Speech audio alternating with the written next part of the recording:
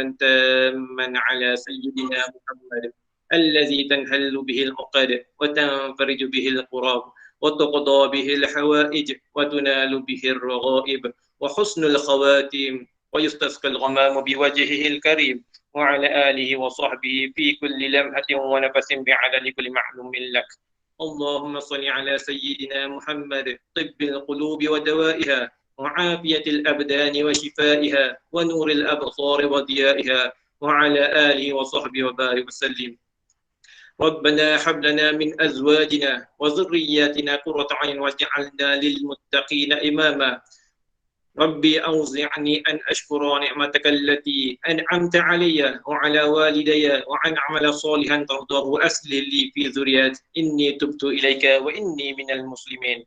اللهم سددنا بالإيمان واحفظ علي في حياتي وعند وفاتي وبعد مماتي. اللهم ارزقنا عينينا تنكيان من خشيتك قبل أن يكون الدم. اللهم اختر لي ما فيه الخير والصلاح في أمور ديني ودنياي برحمتك يا أرحم الراحمين. بسم الله الذي لا يضر مع اسمه شيء في الأرض ولا في السماء وهو السميع العليم. اللهم يا دافع البلاء ويا سامع الدعاء ارفع عنا هذا الوباء والبلاء والمرض والشدائد. اللهم يا فارج الهم ويا كاشف الغم نعوذ بك من البرص والجنون والجذام وسيء الأسقام. وصلى الله على سيدنا محمد وعلى آله وصحبه وسلم والحمد لله رب العالمين. Amin, amin, amin ya Rabbal Alamin. Terima kasih diucapkan kepada Mas Jumaat dengan bacaan ayat dan bacakan sebentar tadi. Baik, tanpa melengahkan masa, saya mempersilakan moderator kita iaitu berbahagia Encik Amirul Aizat untuk meneruskan program. Terima kasih Saudara Firdaus.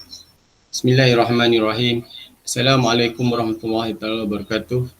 Alhamdulillahirabbil alamin wassalatu wassalamu ala asyrafil anbiya'i wal mursalin wa ala alihi washabbihi ajmain. Rabbi israhli sadri wa yassir li amri wahlul 'uqdatam min lisani yafqahu qawli. Subhanaka la ilma lana inna ma'lamtana innaka antal alim hakim. Wala haula wala quwata illa billahil aliyyil azim. Terima kasih kepada saudara host kita Encik Firdaus. Yang dihormati ahli panel jemputan kita pada malam ini, yang dihormati jawatan kuasa forum kita, hadirin hadirat yang sudi menyertai forum secara dalam talian pada malam ini.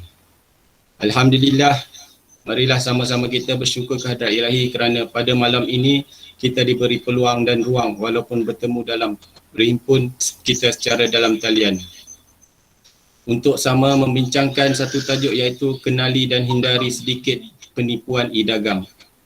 Tajuk ini akan dikupas dan dikongsikan oleh panel kita pada malam ini iaitu Inspektor Muhammad Hafizi bin Haji Arifin. Beliau merupakan seorang pegawai polis dari bahagian Siasatan Jenayah Cyber dan Multimedia Bukit Aman. Tanpa berlengah masa lagi, saya menjemput ahli panel untuk memberikan perkongsian beliau. Dipersilakan tuan.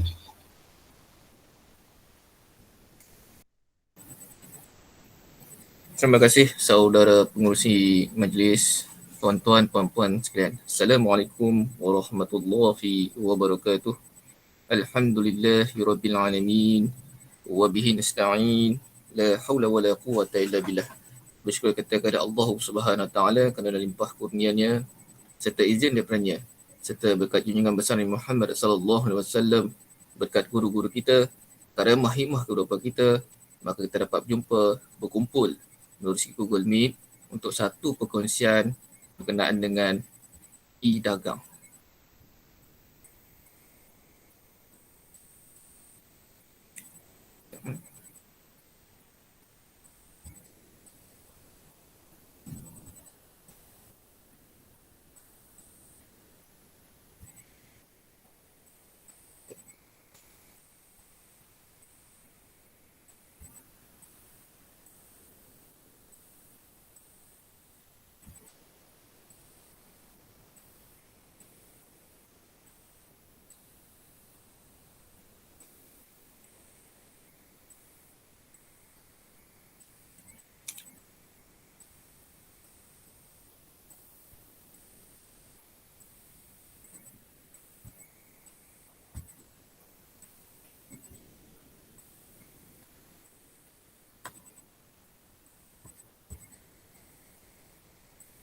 Baik, minta maaf technical sikit.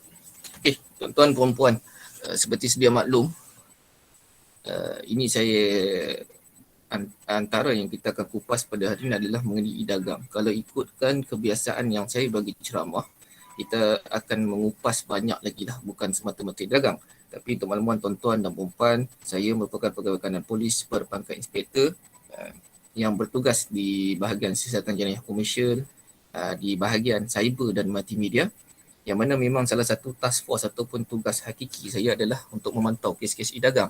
Jadi tepatlah insya-Allah kita akan berkongsi, kita akan share apa yang saya tahu agar tuan-tuan, puan-puan dapat berkongsi, gunakan untuk kerja-kerja khusus semasa pengajian yang dilakukan insya-Allah. Jadi kita hari ini santai-santai, tak perlu serius, tak faham, boleh straight tanya, tidak ada masalah. Okey. Kita santai-santai je. Jangan stres-stres, anggap benda ni satu knowledge, satu ilmu. Apa yang saya tahu, saya cuba kongsi. Kalau saya tak tahu, saya cuba lari. Itu saja. Okey. Kita nak tahu e-dagang ni. E-dagang ni, apa e-dagang ni? Mesti kita kena ada definisi. Mesti kena tahu apa maksud e-dagang tu. Kalau kat sini dia tulis panjang lah. Bla bla bla bla. Bahasa yang mudahnya, senangnya. E-dagang ni adalah perdagangan yang berlaku secara elektronik lah. Okey. Macam elektronik tu kita ada macam-macam platform, betul. Tapi sebelum kepada berlakunya e-dagang tu, ingin saya berkongsi di sini sikit. Semua ada handphone, betul? Semua ada internet, betul? Tanpa handphone, tanpa komputer, tanpa laptop dan sebagainya tidak akan membolehkan kita masuk ataupun melihat kepada platform-platform ini. Tetapi itu adalah asas gadgetnya terlebih dahulu. Tapi tanpa gadget juga kita tidak boleh tengok pada platform-platform tanpa ada internet. Internet tu bahasa mudah lah, kalau bahasa yang canggih sikit. Nama dia ISP. Apa tu ISP? Internet Service Provider. Yang mana daripada ISP ni lah yang membolehkan kita akses. Apa tu ISP? Contoh ISP mudah saja. Contoh Celcom, Maxis, Digi, apa lagi? TM, Time. Itu adalah ISP lah. Dengan ISP ni lah membolehkan kita tengok pada, tak semestinya pada e-dagang semata-mata, tetapi kepada lain-lain platform tu. Kita boleh tengok Facebook, kita boleh tengok apa lagi, nak Google, apa lagi, macam-macam lagi kita boleh buat dengan ISP ni. Tapi kena ada gadget. Jadi dua elemen ni mesti bersaling lah, berhubung. Jadi kalau ada handphone saja, kalau pakai 3310 tak jadi. Dia tak boleh. Dia mesti kena ada internet. Kalau 3310 tu ada internet, okey lah, tak ada masalah. Tapi so far belum lagi lah kan. Okey.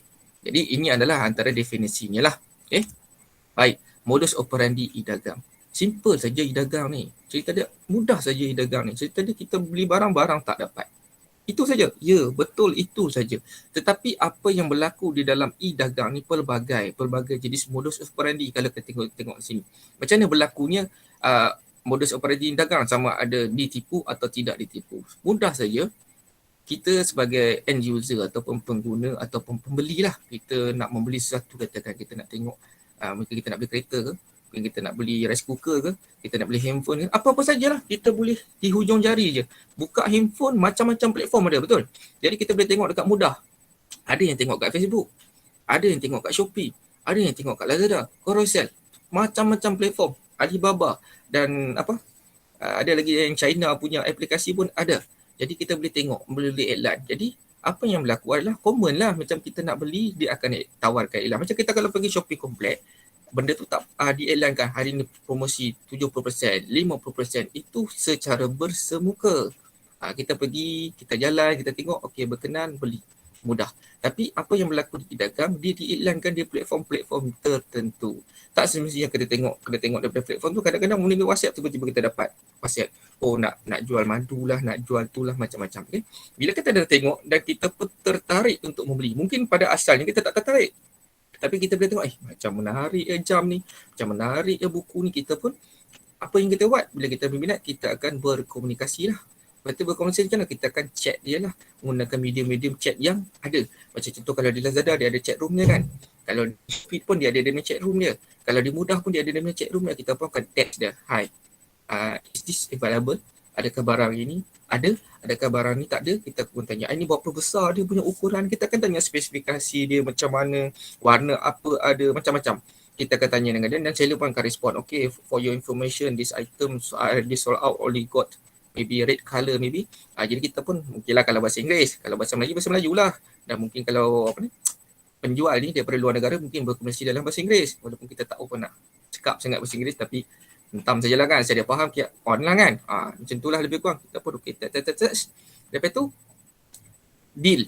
Okey, saya nak warna merah mungkin. Saya nak warna biru mungkin. Terpulang lah kita nak macam saya nak saiz besar macam ni, nak macam ni. Seperti yang kita nak, dia pun okey dapat sediakan berdasarkan iklan apa semua kita tengok. Apa kita buat? Kita akan melakukan pembayaran. Tapi apa yang berlaku adalah modus operandi dagang ni bila apa yang kejadian yang berlaku, penipuan yang berlaku mudah saja bila dia berlaku PM tepi. Saya ulang PM tepi. Bukan PM7, PM8, PM9 bukan. Dia PM tepi. Tepi tu masalah kata kita mungkin awal, bukan mungkin, memang confirm awal kita gunakan chat room yang disediakan.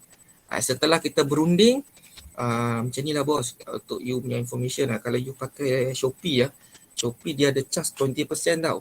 Jadi kalau you mau diskaun sikit, I boleh bagi you diskaun. Jadi tapi you PM tepi lah, ni I punya nombor WhatsApp. Kita pun 20% lah. Jimat lah kalau ataupun 10% ke ataupun berapa persen lah yang kononnya ditawarkan tu, kita pun berminat. Mungkin kalau kita beli RM10 kita jimat jadi RM8. Mungkin kita beli 100 kita boleh dapat harga 80. Jadi kita pun fikir okey lah PM tepi lah. Sebab kononnya platform-platform yang tersedia ni mengenakan charge tertentu. Kita pun okey deal. PM WhatsApp. Bila kita WhatsApp, inilah punca berlaku kepada sesuatu penipuan. Dan kebanyakan, bukan kata setakat kebanyakan, 100% kes penipuan berlaku bila adanya PM tepi. Sebab apa? Kita bukan lagi menggunakan platform, sedangkan platform yang disediakan tu kalau ikutkan secure. Kerana dia daripada A to Z, daripada kita lihat pada iklan sehingga kepada pembayaran, sehingga daripada penghantaran, sehinggalah pada penerimaan, kita akan secure. Sebab kalau kita pernah berhubung atau membeli barang-barang secara atas talian ni, dia akan pantau kita. Macam contoh dia akan update. Macam contoh kita dapat okey, dah tengok barang tu berkenan, kita add to cart. Lepas add to cart, apa kita berlaku? Kita akan buat make payment. Lepas kita buat payment, apa akan berlaku? Dia akan update shipping. Lepas update shipping akan berlaku, akan update pula dah hantar ke rumah. Apa update? Lepas update di rumah dah hantar, kita pun receive. Apa kita buat? Item receive. Barulah payment berlaku kepada seller tersebut. Tapi bila PM tepi, semua yang saya cakap tadi tak berlaku. Apa yang berlaku? Bila PM tepi, dia akan bagi satu akaun bank yang mana kita namakan akaun ni adalah kedai akaun ataupun akaun suspek lah. Mana yang kita pun tak tahu betul tak betul seller punya akaun. Mungkin nama akaun bank tu akaun company. Mungkin akaun bank tu akaun bank syarikat ataupun akaun bank persendirian. Jadi bila kita dah deal macam tu, harga RM80 dengan setiap push go, jadi 100 kita pun bayar. Bila dah bayar, kita pun tunggu. Okey bos, nanti I update you punya shipping. Kita pun tunggu. WhatsApp dia balik. Bos banyak, okey sudah mau shipping. Besok, sudah mau shipping. Lusa, hilang. Hari keempat dan seterusnya, datang balai buat report. Sebab apa? Seller tu tak dapat dihubungi. Bila pergi balik kepada platform yang tersedia tu, iklan tu mungkin dah tiada. Itu modus operandi dagang. Mudah kan? Okey. Nak bagi lagi mudah, saya ada satu video ni, saya akan share video ni.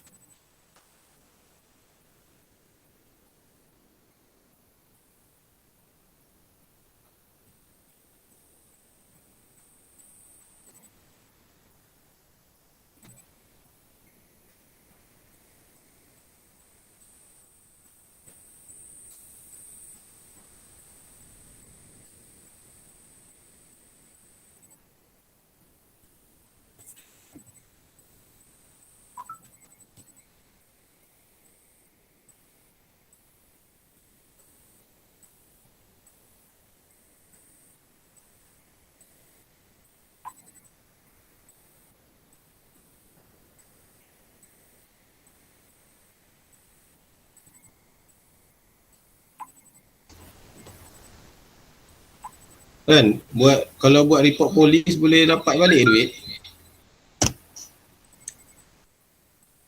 Sekejap Siapa yang tanya tadi?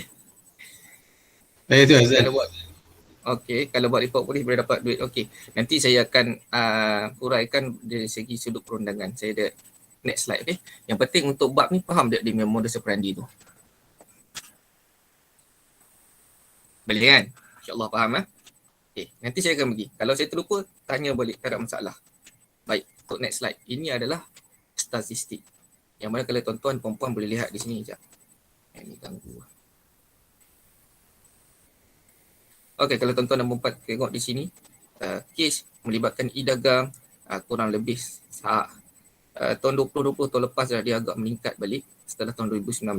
Sebab apa? Sebab PKP lah. Sebab PKP lah, banyak orang duduk rumah kan. Duduk rumah tak ada nak buat apa, buka Shopee, buka Lazada, buka Mudah, buka Facebook dan sebagainya. Tengok, minat, beli. Bila beli, kena tipu. Kalau tuan-tuan dan perempuan lihat di sini, statistik tu, yang kerugian tu RM tu juta. Tahun lepas saja 41 juta. Jadi kerugian tu sangat-sangat tinggi. Nanti saya akan share langkah-langkah pencegahan, macam mana kita nak elakkan daripada kena tipu dan sebagainya. Okay. Ini statistik mengikut platform. Apa tu platform? Platform tu yang saya cakap tadi lah. Kita tengok tadi, boleh tengok kat Lazada, Shopee, Mudah, bla bla bla dan lain-lain. Itu adalah platform. Platform yang menyediakan perkhidmatan untuk jual dan beli. Jadi macam walaupun Facebook macam tu.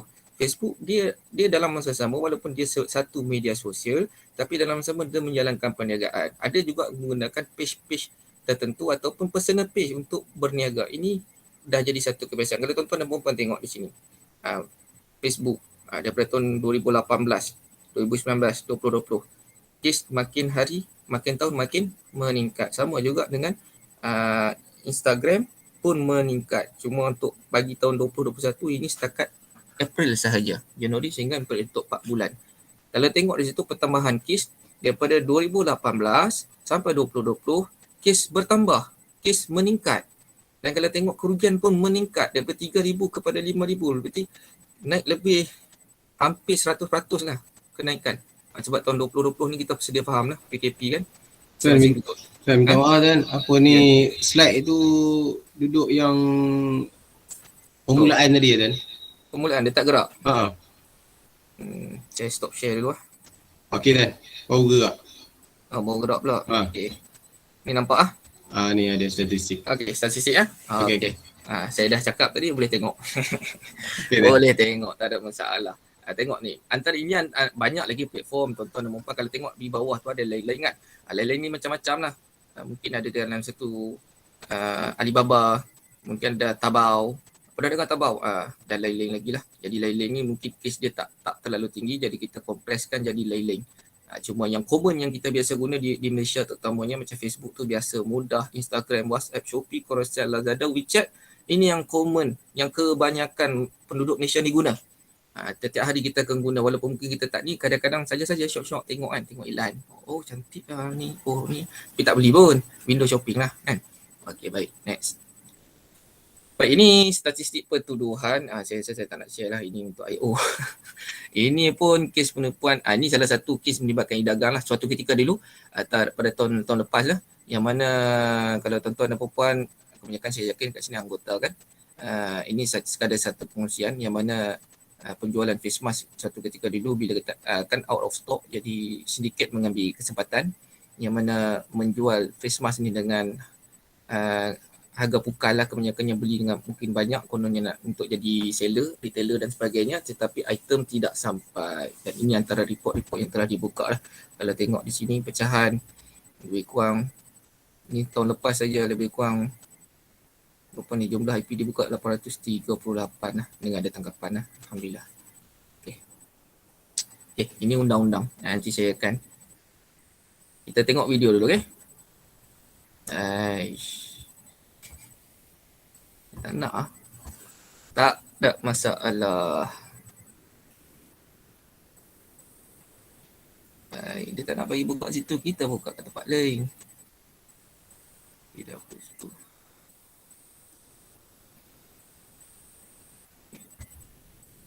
Okay.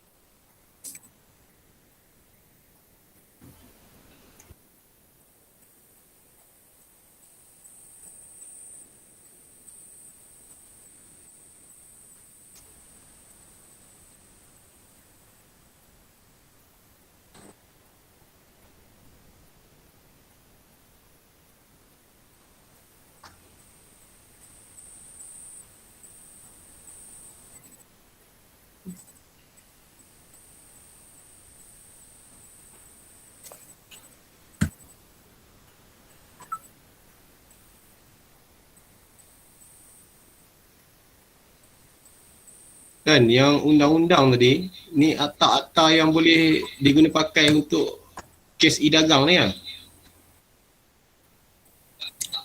Tak. Sekejap saya explain. Okey.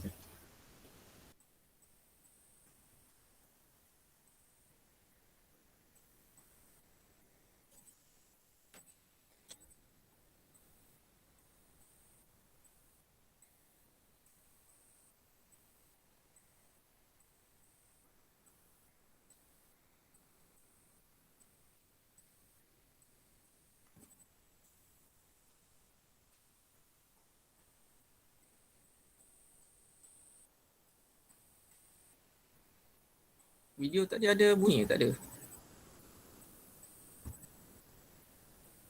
Tak ada tuan. Okay. Tak ada.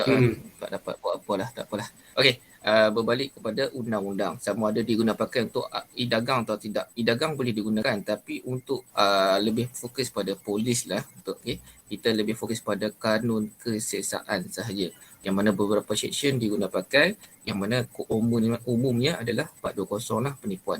Tetapi saya sekadar berkongsi sebab apa yang kita berkongsi hari ini itu e-dagang.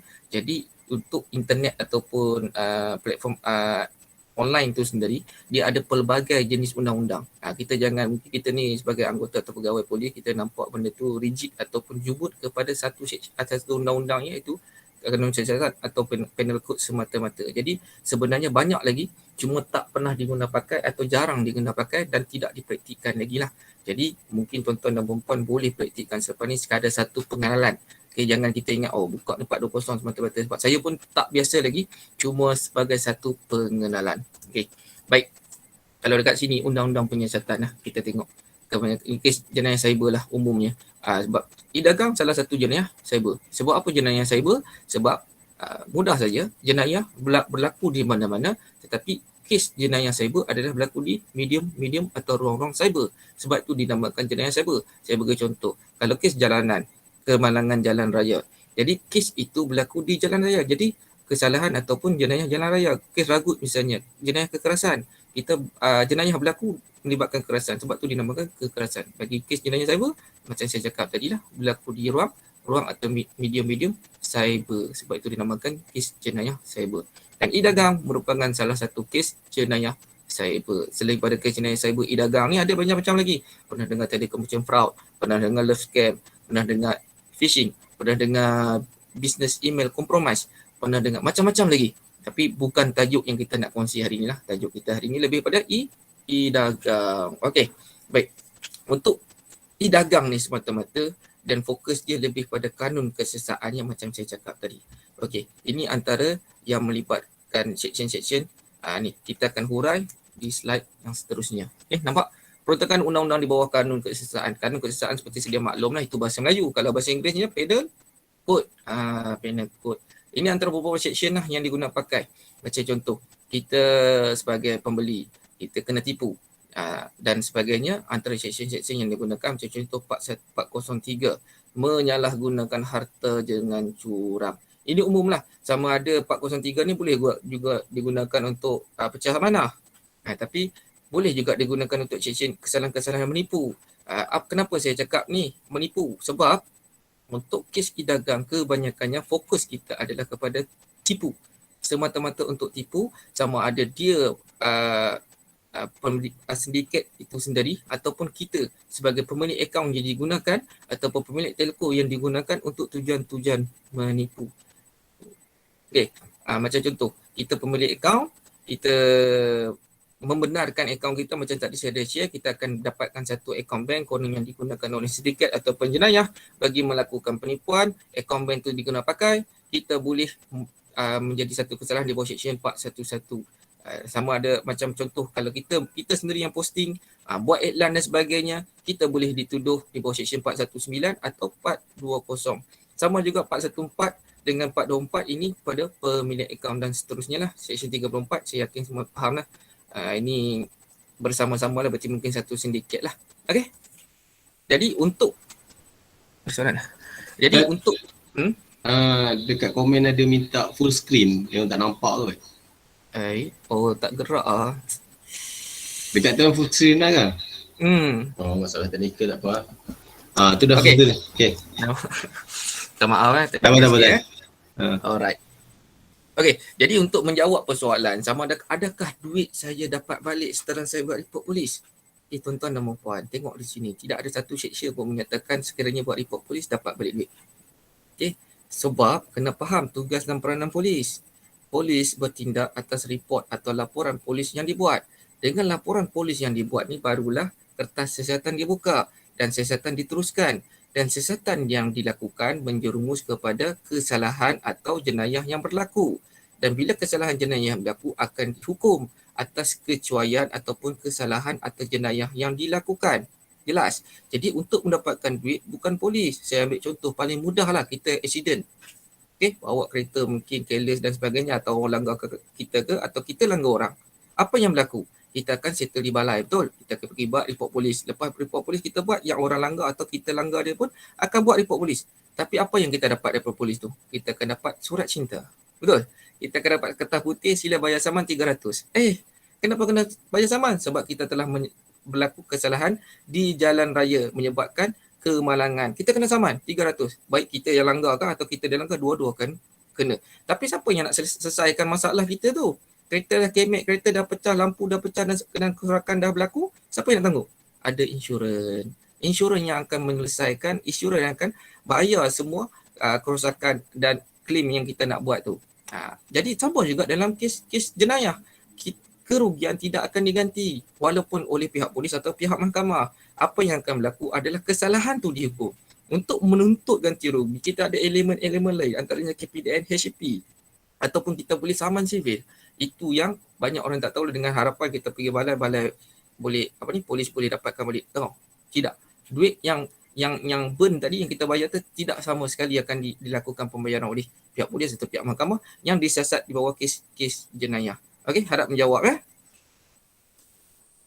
Okey, slide seterusnya. Gerak ke tak gerak? Gerak dan gerak. Alright, gerak khas. Okey, ini umum lah. Mungkin ini lebih kepada yang biasa saya bagi ceramah kepada IO, tapi saya rasa tak ralat untuk saya share dengan tuan-tuan dan puan-puan. Mungkin yang bukan daripada sebahagian daripada keluarga polis, tapi kena tahu jugalah. Jangan buat report lepas tu balik. Okey, apa yang perlu buat? Mungkin kita dah kena tipu misalnya. Kita dah kena tipu ni. Jadi kita akan buat laporan polis. Pastikan tuan-tuan dan puan-puan berjumpa dengan pegawai penyiasat ataupun bahasa Jawanya IO lah, Investigation Officer. Sama ada IO ataupun AIO. Apa tu AIO? Assistant, mana kata sarjan lah, ataupun inspektor polis. Lepas ada temu bual, dia akan klasifikasi lah sama ada kes atau tidak ada kes. Dan sekiranya tidak ada kes, benda tu akan apa tu ROR, apa tu ROA, apa tu RTM, apa tu NFA. ROR, refer, ada report. Dia akan pautkan report ni dengan report-report yang tertentu ataupun refer ada agensi. Dia akan rujuk, mungkin kita nak pergi KP dan HCP ke, mungkin kita nak pergi rujukan pada lain agensi SKMM dan sebagainya. RTM, refer to Majestic, sama ada kita nak buat tindakan civil ataupun no further action, mana kata tak apalah, buat report saja, lepas tu malas nak buat apa. NFA lah. Okay, kalau ada unsur jenayah, kita akan buka kertas siasatan ataupun IP investigation paper ataupun KS, kertas siasatan. Dan kita akan klasifikasi lah apa kes dagang tu. Dagang ni macam-macam. Iklan jualan barang tak wujud, penjual barang ditipu oleh pembeli, penipuan pakej pelancongan, kes bomoh dan sebagainya lah. Dan dalam masa sama, macam saya share di awal-awal tadi, yang kita nampak umumnya mudah je, kita sebagai pembeli kena tipu. Tapi jangan lupa kita sebagai penjual juga boleh kena tipu. Macam mana? Dia ada caranya, yang mana kononnya yang berlaku adalah bila kita sebagai penjual, kita tawarkan sesuatu di dalam iklan dalam platform. Bila kita dah tawarkan, kononnya akan didatangi melalui WhatsApp ke, mungkin melalui chat room dan sebagainya. Kata dia nak beli. Dia nak beli, kita pun akan terima duit lah, betul. Jadi kononnya dia telah melakukan pembayaran yang kononnya melibatkan akaun bank di luar negara dengan sejumlah wang tertentu dan menyatakan duit tu terlebih bayar. Contoh, kita jual RM100 tapi dia cakap dia dah bank in kita $100 misalnya. Jadi dia kata tolong pulangkan balik duit. Sebab I dah transfer dan dia akan kemukakan dokumen-dokumen tertentu, macam contoh mungkin bank slip, mungkin daripada email daripada bank dan sebagainya, menyatakan duit tu dah masuk. Tapi duit tu floating. Jadi dia kata memanglah floating sebab benda ni melibatkan bank luar negara. Jadi akan ambil 3 hari. Jadi dia pula nak pakai duit. Jadi tolonglah bank in balik. Jadi kita pun buat tengok dokumen tu macam betul. Macam ori, macam real. Jadi kita pun bank in dia balik sejumlah wang kononnya terlebih dan akhirnya kita pun lepas 3 hari kita tengok akaun bank kita tak ada pun kemasukan wang. Okey. Lepas sambung balik tadi, kita dah tengok ada unsur, kita akan ambil rakaman cakapan, lepas tu kena terima, ambil dokumen dan sebagainya. Dokumen ni apa? Yang penting tuan-tuan dan puan kena tengok lah. Kalau kata dia tengok kat Facebook, pastikan link Facebook tu ada. Kalau dia tengok kat Instagram, pastikan Instagram tu ada. Kalau kat Shopee, pastikan iklan, gambar yang dia nak beli, nama orang yang nak beli tu dan sebagainya. Dan akhirnya kepada siasatan polis lah, kita akan kena pasti suspek, sama ada buat tangkapan, rampasan dan sebagainya. Dan akhir sekali kita akan ambil tindakan cadang dengan pertudahan kepada Yang Arif Timbalan Perdana Raya atau DPP. Itu sahaja. So far ada soalan untuk dia? Jelas kan? Jelas Zain, jelas. Alright, boleh jadi IO lepas ni. Okay. Ni checklist e-dagang saya rasa tak perlulah. Ni IO. Okay, ini saya nak kongsi sedikit. Saya kop gagak ni saya tak nak lah. Tak best. Kop gagak ni saya terlibat tapi jauh sikit, tak secara langsung sebab saya tak turun padang. Saya lebih pada macam penyelaras di office, saya malas lah. Ini kes ni saya sendiri yang buat lah. Okay, ini antara kes yang berlaku yang mana melibatkan kita namakan sebagai kes jual beli Fatin lah. Sebab yang gunakan nama ni Fatin. Apa yang berlaku adalah dia akan tawarkan jualan tudung di Facebook dan juga di Instagram. Pemalah e-dagangan dia akan tawarkan. Tapi apa yang berlaku setelah penawaran dibuat, komunikasi berlaku, mana kata kita deal harga dan sebagainya, dan akhirnya barang tersebut tidak sampai. Tetapi apa yang menarik adalah untuk teman-teman tuan-tuan dan puan, Fatin ni alkisahnya semasa tangkapan dibuat tu dia sedang training constable polis di Negeri Sembilan. Jadi pada waktu saya buka kes ni, bukan saya buka lah, saya pantau dan saya selaras, yang mana kita kena ambil cepat lah tindakan sebab lebih kurang masa tu dalam tempoh 2 bulan lagi dia akan passing out. Jadi banyak kerja kena buat nak pastikan confirm tak betul, confirm macam dia punya akaun bank, dia punya akaun Facebook, dia punya akaun Instagram, dia punya akaun apa lagi, nombor telefon dan sebagainya, betul-betul didaftarkan atas nama dia dan betul-betul dia yang melakukan. So far alhamdulillah selesai lah. Okay, ini yang pertama. Yang mereka dah tengok di sini dia punya ringkasan lah. Lebih kurang ada 14 report polis yang telah dibuat lah. Yang mana kalau tengok di sini modus operandi dia daripada 14 tu, 12 kes tu adalah jual telefon bimbit dan 2 adalah penawaran perniagaan lah, yang mana kononnya perniagaan tudung juga, yang mana dia nak expand lagi kononnya dia punya bisnes lah. Kalau tengok kerugian dia ni not bad lah, satu-satu kes tu tinggi juga, 1,000 lebih lah, kebanyakannya 1,000 lebih. Dan kalau tengok di sini dia ada gunakan beberapa akaun bank. Inilah kita panggil mule account ataupun kedai account, tapi dalam masa sama untuk makluman, akaun banknya adalah kenalan dia sendirilah yang mana dia gunakan. Dan cuma akaun bank BSN saja milik Fatin tu sendiri, jadi kita dapat pecahkan dia punya maklumat lah. Dan akhirnya kita berjaya hingga tangkapan dan akhirnya dia pun tak jadi polis dan di-kick lah ataupun tenang daripada menjadi constable, selamat. Sebab kalau tak, ini menjadi satu penanda aras yang teruk lah pada PDRM tu sendiri, macam mana seorang yang mempunyai kes tapi boleh terlepas masuk ke dalam training, tapi kita ambil tindakan cepat, alhamdulillah consider done lah. Okay, ini antara report-report yang terlibat lah. Pemilik akaun tu kena tangkap juga lah. Kena, semua kena. Semua kena. Walaupun tak tahu apa-apa. Okey. Bahasa mudahnya, okey, ini seterusnya. Okey. Kenapa pemilik akaun tu ditangkap? Walaupun dia tak tahu apa-apa. Okey. Akaun tu siapa punya? Akaun tu pemilik akaun punya, betul? Jadi kalau betul kita punya, kita kena tahulah ke mana dia pergi. Macam contoh kereta kita bagi pinjam kat kawan. Oi, kau nak pergi mana? Pakai kereta aku ni. Ajak aku nak pergi masjid. Imagine okey lah, cun lah, cantik lah. Tapi kalau dia pergi buat benda lain, macam contoh kejadian saya ambil paling mudah kejadian dadah lah. Okey, kenderaan kita digunakan untuk membawa dadah dan kita boleh disabit kerana bersubahat. Sebab apa? Tanpa kenderaan tersebut tidak menyebabkan berlakunya apa-apa pengedaran dadah. Sama dengan kes komersial yang mana tanpa akaun bank tersebut digunakan bagi tujuan kemasukan wang, kejadian perdayaan atau penipuan tu tak berlaku. Oleh kerana akaun bank tu digunakan, jadi akaun bank tu sebagai satu transport yang memudahkan atau menyebabkan penipuan tu berlaku menjadi satu kesalahan. Sebab tu kalau kita ada akaun bank, kita hati-hati dan tak mudah bagi ke orang. Jadi untuk mule account ni sama macam kedai dadah. Contoh kita dibayar satu amount kan. Pernah dengar kedai dadah kan? Kedai dadah common lah. Umum lah. Sama macam kedai account.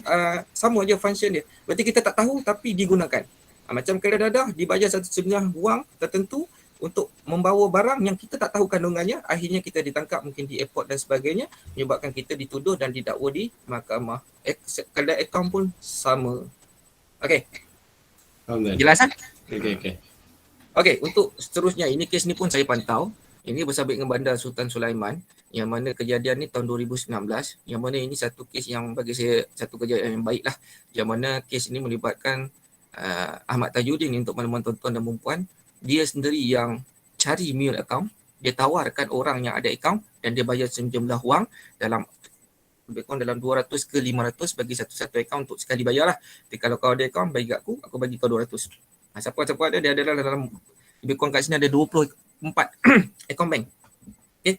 Lepas dia buat tu apa dia buat? Dia akan upload gambar. Apa yang dia upload kebanyakan adalah backhoe lah, jentera berat dan beberapa buah kereta yang gambar tu bukan kereta tu wujud pun tak wujud, backhoe tu pun tak wujud, dia ambil dekat internet je pun, download up dekat mudah.my. Jadi orang pun tengok dan berkenan nak beli sebab tawaran harga tu sangat-sangat tak masuk akal, yang mana mungkin backhoe mungkin harga 120,000 tapi dia tawarkan dalam sekitar 60 ke 80,000 dan boleh less lagi. Dan apa yang Ahmad Tajuddin ni ada ni, dia ada beberapa maklumat individu lah, macam contoh walaupun dia ada account bank tu, dia ada IC account bank tu juga. Jadi kononnya bila dia berhubung dengan seseorang di platform tu yang pada asalnya memang Ahmad Tajuddin, tapi dia berselindung, mungkin dia pakai nama Ahmad lain, mungkin Ahmad Jumaat kan. contoh pakai Ahmad lain, atau mungkin nak pakai nama pemilik account bank tu, katakan nama dia Syafiq contohnya. Nah, pemilik akaun bank Syafiq tapi dia ada maklumat IC Syafiq yang mana dia snap juga, yang mana dia akan gunakan, okey saya adalah Encik Syafiq, ini IC saya, bukti, dan ini akaun bank saya. Jadi orang pun macam trusted lah, akaun bank sama dengan IC yang dia share kat WhatsApp tu. Jadi macam okey, betul lah, dia pun melakukan pembayaran dan akhirnya tertipu. Dan akhirnya untuk makluman tuan-tuan dan puan, ini satu projek dah buat, kita telah tangkap dia di Kelantan, dan ini orang Kelantan, dan selesailah lebih kurang 41 report dan dengan pertuduhan di bawah section 420. Okay. Ini menarik juga. Ini yang penat ni. Yang mana sebuah syarikat Dulcet Travel and Tours, asalnya syarikat ni merupakan syarikat yang betul genuine ataupun memang menjalankan urusan perniagaan, pelancongan pada asalnya. Tetapi apa yang berlaku, syarikat ni mengalami masalah yang mana dia nak menukar daripada pengarah urusan yang sedia ada pada pengarah urusan yang baru. Yang mana Farid bin Daud ni merupakan dalang yang mencari orang-orang tertentu untuk diletakkan nama saja di dalam SSM dan sebagainya bagi menyatakan syarikat Dulcet Travel and Tours ni adalah wujud. Bila dia dah parking dan apa yang dia buat adalah menawarkan pakej-pakej pelancongan yang menarik kepada seluruh rakyat Malaysia. Melalui apa? Dia pakai Facebook, dia pakai website, dia pakai Instagram, dan dia juga dalam masa sama dia turun di yang Mata Fair, minta maaf baru teringat. Mata Fair, dia buat promosi. Dia panggil beberapa orang, mungkin dia hire beberapa orang untuk menjalankan promosi di Mata Fair. Jadi orang pun tengok pakej murah. Pergi Jepun murah, pergi England murah, pergi sana murah. Jadi orang pun bayar, dengan bayar boleh bayar secara ansuran sehingga tarikh tertentu dan barulah pergi. Jadi apa yang berlaku? Orang pun macam betul lah bayar. Macam package, kalau you nak pergi seorang, kalau you pergi 2 harga lain, pergi 3 harga lain, pergi kumpulan harga lain. Jadi orang berminat lah. pada waktu tu. Jadi pun bayar lebih kurang ada 136 report, yang mana akhirnya duit yang dibayar tu tidak ada satu pun tiket penerbangan dia beli, tidak ada satu pun tempahan hotel dibuat, dan akhirnya orang dah marah. Bila orang marah, orang serbu ke syarikat ni, pejabat syarikat ni. Dan bila pergi serbu ni, yang staff-staff ada situ, ejen itu kata, kami tak tahu, kami memang buat promosi, tapi untuk tempahan ni kami tak buat, kami buat promosi saja. Jadi bila pergi-pergi, dia dapatlah dia punya pengarah syarikat, yang mana pengarah syarikat ni pun rupanya dikambing hitamkan, yang mana dia pun bila kita tangkap dia, kita soal tanya dia, rupa-rupanya dia cakap, saya pun ditawarkan jawatan ini untuk duduk dengan gaji 2,000 sebulan. Jadi dia kata, why not duduk saja, jadi gaji dapat. Tapi bila kita deep pergi lagi, rupa-rupanya ada dalang yang nama Farid ni lah, yang mana telah merancang. Dan Farid ni pada asalnya menggunakan lebih kurang 4 ke 5 nama, yang mana bila jumpa dengan pengarah tu, saya tak nak mention nama, pengarah tu dia mention, ni nama dia. Pergi jumpa dengan staff ni nama dia. Tapi kebanyakan kita tak dapat info lebih lah masa Farid bin Daud, sehinggalah kita berjaya pecah dan akhirnya buat tangkapan. Dan akhirnya Farid ni dituduh di bawah Seksyen 403. Ini sedikitlah carta aliran dia. Macam mana dia boleh tipu macam saya cakap tadi lah. Dia buat tawaran siap mata fair tau. Ni bukan calang-calangnya dia betul. Dan untuk makluman tuan-tuan dan puan-puan, Farid ni merupakan seorang peguam. Sebab tu memang lihat sikit sebab dia ada knowledge, dia berpengetahuan, dia gunakan pengetahuan tu untuk kaburkan lah. Pada awalnya kita rasa macam ingat selesai lah, kita dah tangkap pengaruh urusan kan. Formnya belum lagi. Kita pergi ambil masa yang panjang dan Alhamdulillah selesai. Ini carta aliran kes. Dia tawarkan melalui Facebook, dia turun mata fair, tu orang tertarik, dia buat kerja macam biasa. Tawarkan macam ni murah apa semua, ni bagus ni. Lepas tu orang buat pembayaran macam-macam kaedah. Ada yang bank in, ada yang bayar terus pada mata fair tu, ataupun pergi ke syarikat dan bayar di situ, macam-macam kaedah pembayaran. Tapi apa yang berlaku, duit ni yang dimasukkan ke dalam satu akaun, yang mana pada waktu itu akaun syarikat, akaun CIMB, yang mana duit ni akan dikeluarkan oleh pengarah syarikat yang dilantik baru tadi tu, dan akan dikeluarkan, dia akan diserahkan pada mastermind tadi, iaitu Farid tadilah. Dan pengeluaran apa semua ni akan dibuatkan secara mingguan lah. Bila diserah tunai ni, kita dapat trace balik lah by dia punya kamera dan sebagainya, dan akhirnya kita dapat tangkap lah. Tengok ni, ini senarai package lah. Menarik tuan-tuan dan puan-puan, sangat menarik. Harga dia pun okey. Harga dia kalau nak consider daripada harga yang ditawar oleh agensi tu, jauh lebih murah lah. Jauh lebih murah. Sebab dia ada package macam group, personal, couple dan sebagainya lah. Ini antara package yang ditawarkan. Dia nampak lah. Jepun pun ada. Korea pun ada. Penipuan umrah lebih kurang macam ni juga dia punya modus. Macam mana? Penipuan umrah lebih kurang sama. macam ni. Sama. Kalau penipuan umrah yang saya pengalaman pun tak banyak sikit lah. Saya ada masa saya jadi RO di Kuching, saya ada bantu tangkapan yang mana Mega Fund. Kalau tuan-tuan dan puan-puan pernah dengar Mega Fund, yang mana dia tawarkan package umrah, yang mana kononnya dia macam ala-ala Mengkutu. Kononnya kita akan kumpul sejumlah wang, macam contoh saya masuk, setiap bulan saya akan bayar 500 ke atas 100, dan adalah dia punya plan diamond, gold dan sebagainya lah. Bila sampai tahap tu cukup duit, kita akan pergi umrah. Dan pada awalnya Mega Fund ni, maaf tidak ada slide di sini saya cerita je lah. Mega Fund ni pada asalnya bila ada kumpul untuk first batch yang masuk program tu, yang bayar secara bulanan, dan sampai tahap duit cukup. Sebab duit cukup tu kononnya ada orang lain second batch, third batch dan seterusnya bayar dan duit cukup. Dan untuk first batch ni, Mega Fund ni lebih kurang, kata salah saya ada lebih kurang 12 ke 30, dia tak confirm, tapi ada pergi umrah. Untuk first batch-nya pergi umrah. Jadi itu adalah benchmark. Bila orang tengok tu, pergi umrah betul lah, macam dia macam main kutu kan. Cukup pergi. Jadi orang macam percayalah, macam orang macam confirm lah. Tapi apa yang berlaku adalah setelah first batch tu, duit yang dimasukkan tu tidak lagi menawarkan package umrah. Apa yang dia buat adalah sindiket ataupun kepala dia tu ambil duit dan berfoya-foya. Dan bila sampai time umrah tu, orang kata patut saya dah cukup duit ni, patut saya boleh pergi ni, tapi tak pergi, dan seterusnya third batch, fourth batch dan batch yang lain pun mudah merungut dan buat laporan. Tapi apa yang berlaku adalah Alhamdulillah kita berjaya tangkap. Yang mana saya buat tangkapan adalah tangkapan isteri dia lah.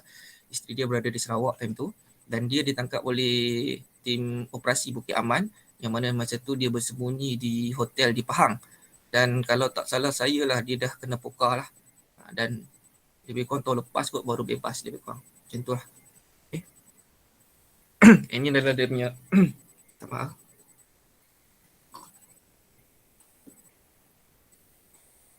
Ini adalah tim lah. Kalau ikut tim lah, kalau tengok di sini, ini dia punya pengarah syarikat lah. Rosemary. Yang mana ini adalah main suspect lah, mastermind. Mastermind.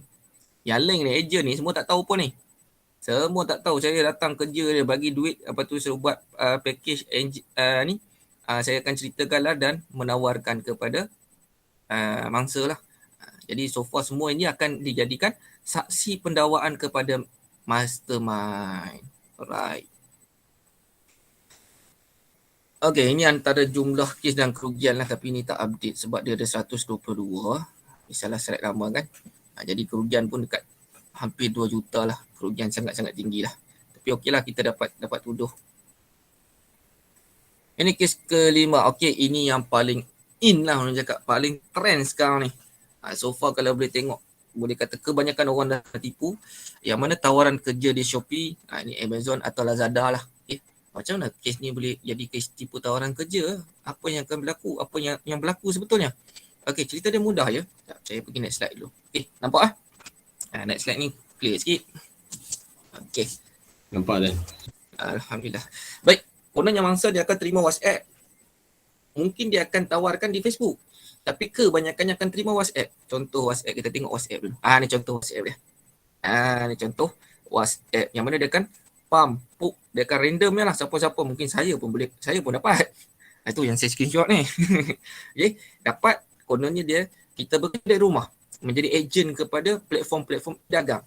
Yang commonnya adalah Shopee dan Lazada. Ada juga platform-platform yang kita tak pernah dengar, tapi dia tawarkan juga. Apa yang berlaku? Lepas dia tengok, kita tengok ni, kita pun kerja dari rumah jadi ejen ya. Macam best je. Apa dia, kita pun nak tahu. Kita pun klik dekat WhatsApp web tu kita pun pergi. Bila dah pergi, dia akan bagi tahu lah. Kita akan menjadi ejen untuk naikkan trend ataupun naikkan selling kepada seller-seller tu. Macam mana nak buat tu? Tak faham kata. Tak apa. I can share you iklan. Iklan apa tu? Iklan baik. Tak kira lah Shopee, Lazada, Amazon, Alibaba dan sebagainya. Dia akan share link, kita akan tengok. Okay. Lepas kita tengok, apa yang berlaku? Okay, dia sudah tengok. Okay, harga berapa? Dia akan bagi untuk first, dia akan bagi harga yang rendah sahaja. Mungkin dalam RM10 atau bawah RM100. Mungkin katalah mudah kita kira RM10 katakan. Okay, RM10. Okay, you suka? Okay. Okay, kalau you betul nak jadi ejen, okay, I bagi you account bank. Ni account, kalau dah account, you bank in dekat ini account. Jadi kita pun buat payment RM10. Pak, hantar. Lepas tu, okay, beberapa jam, okay, kita pun dapat balik, ni dia akan minta kita punya account bank dan sebagainya, dia akan bank in kat kita RM10.80, RM10.80 lah. RM10.80 lebih kurang. Dalam 8% lah. 8% tuan-tuan dan puan kira sendirilah. Saya ambil feel. Okay, kalau kata RM10 dalam 80% lah lebih kurang. Okay, kita akan dapat RM10.80. Jadi kita macam, beli RM10, dapat 8%, dapat RM10.80. Why not kalau, betul ke ni macam, tapi duit masuk kan. Jadi kita next, kita beli mahal sikit. Lebih kurang katalah 100. Okay, kita pun, okay next, ada lagi tak? Ada, okay, you tengok ini link. Kita pun tengok, Pak, okay, 100. Okay, Pak, kita pun bank in. Lepas bank in, lepas beberapa jam, masuk RM108. Satu harinya kerja tengok 2 iklan dah RM8.80. Syok kan? Macam rasa betul kan? Dan kita pun alang-alang lah betul-betul boleh buat duit ni. Tekan terus, berapa? RM20,000, RM100,000. Okay, mungkin kita beli, kita tak banyak duit, kita beli RM5,000. Lepas tu ada lagi iklan link, ini RM10,000. Iklan saja, dia hanya paparkan iklan, dia hanya share link iklan tu, kita tengok iklan saja, tak beli melalui platform tu pun. Tapi platform tu digunakan sebagai iklan sahaja. Itu yang berlaku. Tapi akhirnya bila kata dah pertama mungkin dapat, kedua mungkin dapat, ketiga kita tekan. Lepas tu mungkin kita tekan tinggi RM5,000. Lepas tu pending. Ejen yang tadi yang kita berhubung dengan WhatsApp awal tu tak ada masalah bos, jangan risau. Sistem ada problem sikit, memang lambat sikit. Lepas tu kita pun sebab dah dapat yang pertama dan kedua kan. Jadi confident, tak apa saja bagi next linknya, I nak beli lagi. Lepas tu pinjam duit kawan, pinjam duit mak, pinjam duit saudara dan sebagainya. Beli sampai 5 ke 6. Lepas tu sampai beberapa hari still tak dapat. Kita pun lain macam, end up dia macam biasalah, dia hilang ataupun dia bagi pelbagai alasan. Jadi mangsa pun tak puas hati, datang buat report. Jadi kalau kat sini kita tengok, ini ada yang berjaya tangkap lah. Ini kita berjaya tangkap dan berjaya tuduh lah. Kan maknanya dia tak tipu pun lah. Dia bayar kita masuk kecil, bila besar dia tak bayar. Itu pancing nama. Itu dia pancing. Ada juga yang first terus hilang. Tapi kebanyakan yang saya study, saya baca di ringkasan jenayah harian, kebanyakannya akan dapat untuk kali pertama untuk meyakinkan mangsa ni. Bila dia kata yakin, dia sedikit dia pun pandai. Berarti dia tahu bila orang dah confident, orang akan tekan lagi lah, orang akan beli dengan nilai yang tinggi. Jadi untuk nilai yang tinggi tu memang tak dapat lah. Dan kerugian kebanyakan kes ni puluhan ribu hingga ratusan ribu lah. Adakah boleh tuduh dan sebab saya ada dengar cerita bila jadi tu dia tak jadi kes tipu. Boleh ke kan tuduh? Boleh, sebab berbalik pada realiti, kalau kata IO yang bijak, kita akan panggil Shopee atau Lazada atau apa-apa platform yang menawarkan benda ni, mengesahkan sama ada tak platform-platform ni menyediakan perkhidmatan seperti ini. Jika tiada, ada dalam rakaman percakapan, mengesahkan benda ni tak betul lah. Simple je. Tapi apa yang berlaku, minta maaf cakap lah, IO kurang bijak untuk mencari penyelesaian bagi mengukuhkan keterangan, sama ada keterangan lisan ataupun keterangan dokumen. Apa yang boleh buat di sini adalah keterangan dokumen daripada pihak platform tu, sama ada tak kira lah Shopee, Lazada, Facebook dan sebagainya, dapatkan you punya site ni, you punya company ada buat ni, tak ada, beres lah, settle lah. Mana kata betul lah tipu, berarti dia yang provide benda tu. Kalau dia tak provide, dia cakap tak provide, itu sebagai salah satu kekuatan dalam keterangan dokumen. Harap menjawab. Okey, dan terima kasih. Okey, klasifikasi SSA tak payah. Ini sekadar umum lah. Umum ni makna kata mungkin tuan-tuan dan puan tercari-cari. Kebanyakannya ada di Malaysia lah. Jangan kontak pula diorang ni. Diorang dah tidur ni. Okey. Kekangan siasatan tak payah. Okey, pencegahan. Ini dah nak habis lah macam ni. Okey, tak ada masalah. Kita bukan selalulah, saya yakin tuan-tuan dan puan memang, saya sendiri pun memang akan beli online kan. Sekarang ni tambah PKP baru-baru ni kan, ni dah hari ni dah open, kalau keluar tadi pun not bad jugalah jam kat KL ni, boleh tahan. Jadi apa yang sebaik-baiknya adalah konsep COD. Apa tu COD? Bukan games Call of Duty, bukan, salah. Cash on delivery, tunai semasa penyerahan. Itu konsep yang terbaik lah. Okey, sebelum tu tuan-tuan dan puan, kita faham macam contoh Shopee, Lazada, A to Z semua disediakan. Tapi kebanyakan saya yakin dan pasti untuk mudah, bukan saya nak promote mudah tapi nak bagi faham. Mudah ni asalnya dia adalah COD. Tapi banyak orang kena tipu kat mudah. Sebab apa? Post. Sebab apa? PM tepi. Itu yang berlaku. Sepatutnya mudah ni bila kita dah chat, okey, you ada mana? KL. Okey, I pun KL, ngam. Okey, kita jumpa kat mana? Barulah berlaku urusan jual beli, yang mana bila kita turun, dia pun turun berjumpa di tempat yang kita janjikan. Kita tengok physical item. Okey, puas hati. Baru buat payment. Itu asalnya konsep mudah. Sebab tu namanya mudah. Tapi dia konsep COD, bukan konsep post. Tapi apa yang berlaku, kita tengok iklan ni, lepas tu PM tepi. Tapi sebaik-baik langkah-langkah pencegahan adalah COD lah. Saya kata back to basic, yang mana kita berjumpa, kita tengok baik, kita puas hati dan kita melakukan pembayaran. Tetapi sekiranya kita nak online shopping boleh, tapi pastikan ikut A to Z. Macam saya cakap tadi, ada add to cart, make payment, lepas tu kita boleh tengok dia punya item dah posting apa ni, dah posting semua, dan after that kita terima barang tu, receive item, baru payment tu dibuat oleh platform tadi kepada seller, dan kita pun receive item dan kita puas hati. Dan in case kalau kata ada barang yang kita terima tu dalam keadaan rosak, dan keadaan kita tidak puas hati, kita boleh komen dan kita boleh return balik, dan kita boleh dapat pampasan daripada kerosakan ataupun kerugian yang berlaku hasil daripada pembelian tersebut. Sepatutnya tidak ada masalah kalau kita ikut SZ, sebab platform-platform ni semua memang dah ready untuk benda-benda itu. Kan ada pertanyaan tu daripada Jimmy Paris. Jualan kereta dari Singapura adakah berdaftar dibolehkan kerana harganya terlalu murah dengan alasan ia diluluskan oleh JPJ? Mohon penjelasan dah. Dekat mana tu? Sekejap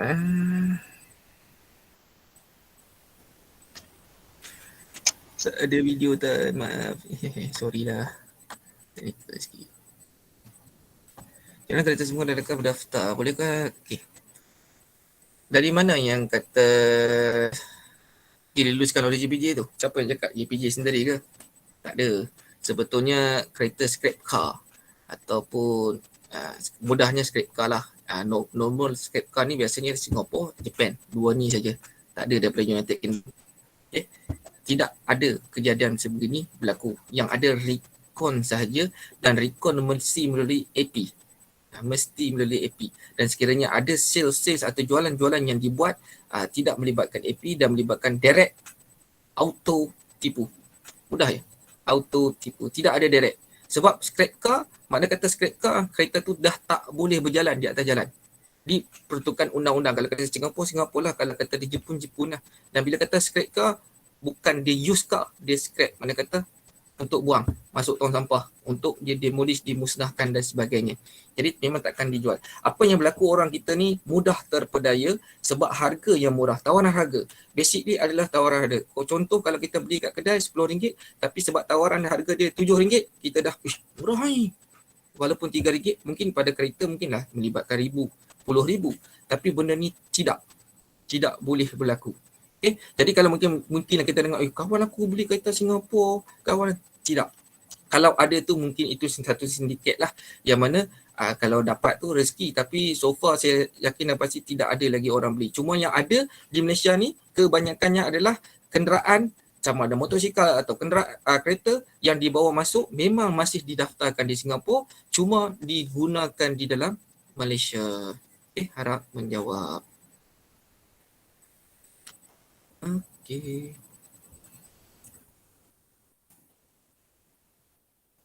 Langkah pencegahan. Menyemak maklumat penjual pembeli terlebih dahulu. Menyemak ni macam mana kita nak semak? Kita buka Facebook, kita buka Instagram, kita buka Shopee, Lazada dan sebagainya. Kat bawah tu kan ada komen. Kat bawah tu ada komen. Simple je. Bawah tu ada komen. Baca tengok satu-satu. So far dia kata dia ni scam lah. Dia ni okey lah, good seller lah. Okey, pantas lah perkhidmatan, pantas lah penghantaran, good seller dan sebagainya. Itu adalah meyakinkan kita supaya tak mudah kena tipu.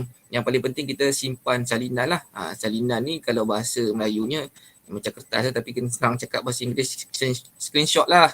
Apa yang kita nak beli tu, bukan setakat barang dengan platform tu sendiri, dengan mungkin dia punya ada ID, ada nama dan sebagainya.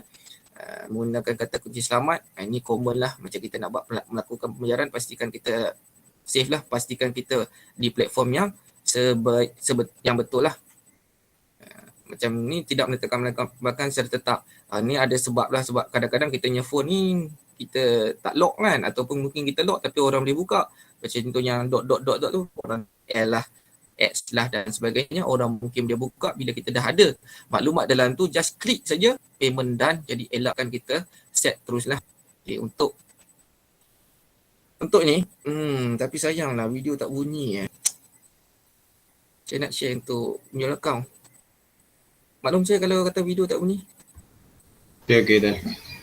Try share dulu. Ada? Tak ada kan?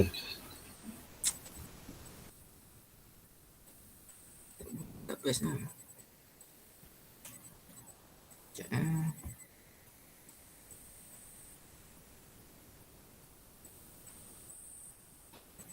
saya cuba share. Attack.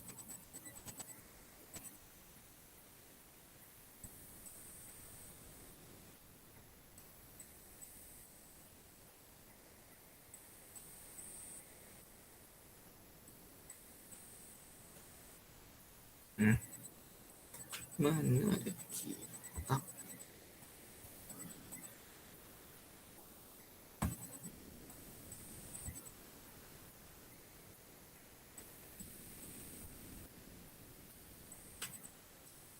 Tak keluar saya punya tab ni. Chrome wants to share.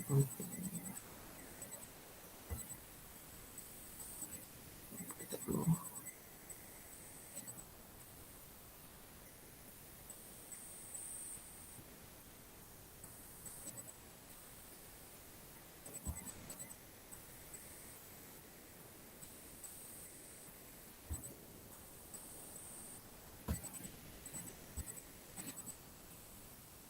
Boleh nampak kan? Kita try Dengar?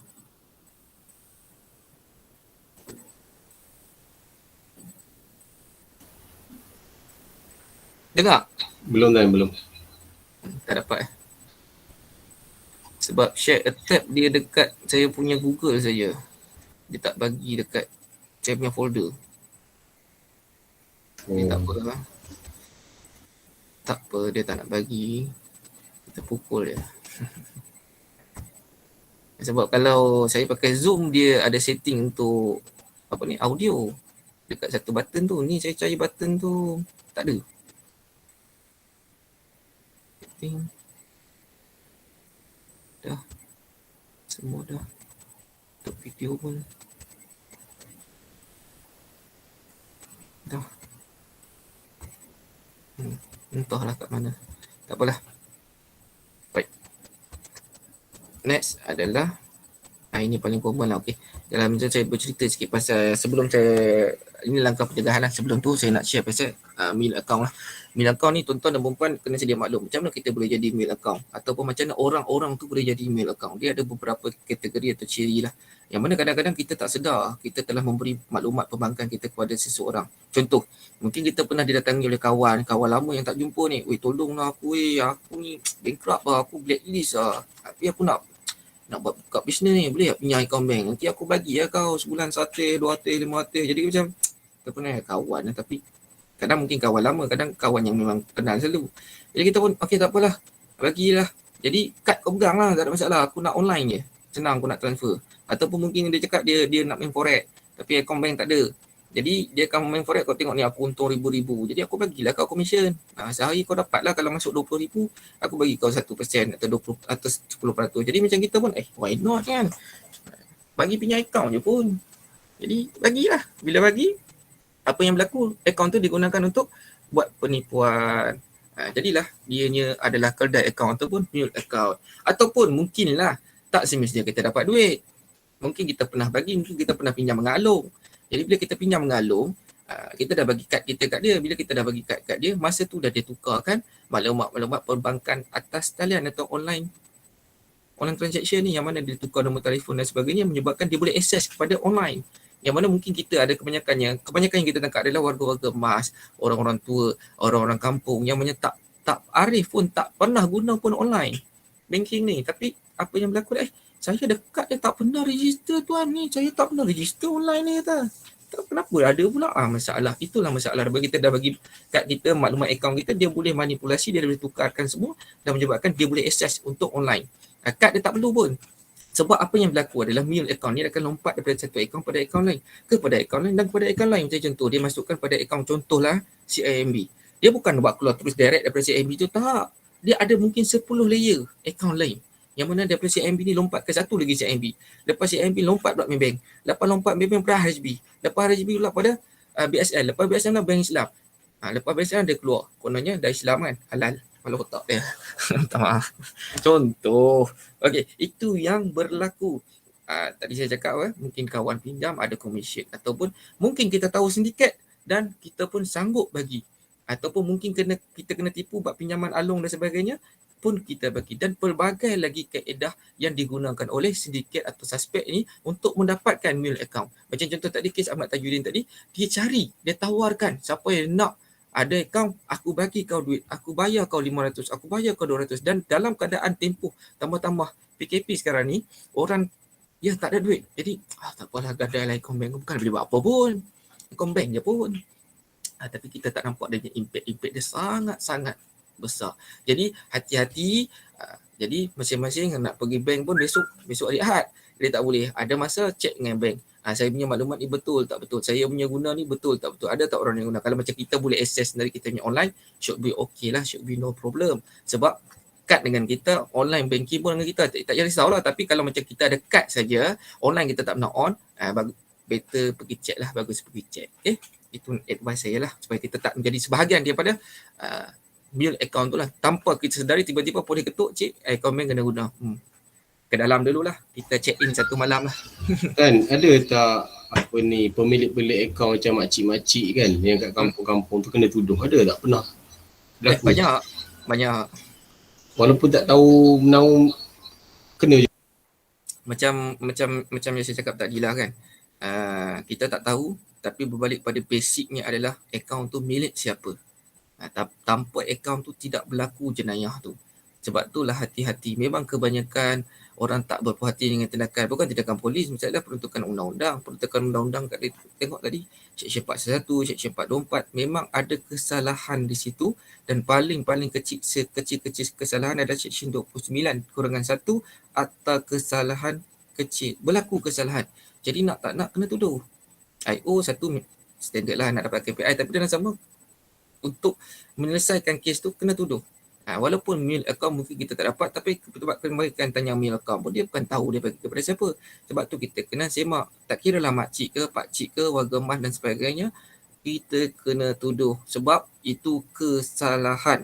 Kesalahan dihukum dan bukan polis yang jatuhkan hukum. Polis menjalankan siasatan dan pada hikmat ataupun pada kebijaksanaan yang arif timbalan Perdana Raya, ada kesalahan, ada unsur, sebab tu dituduh.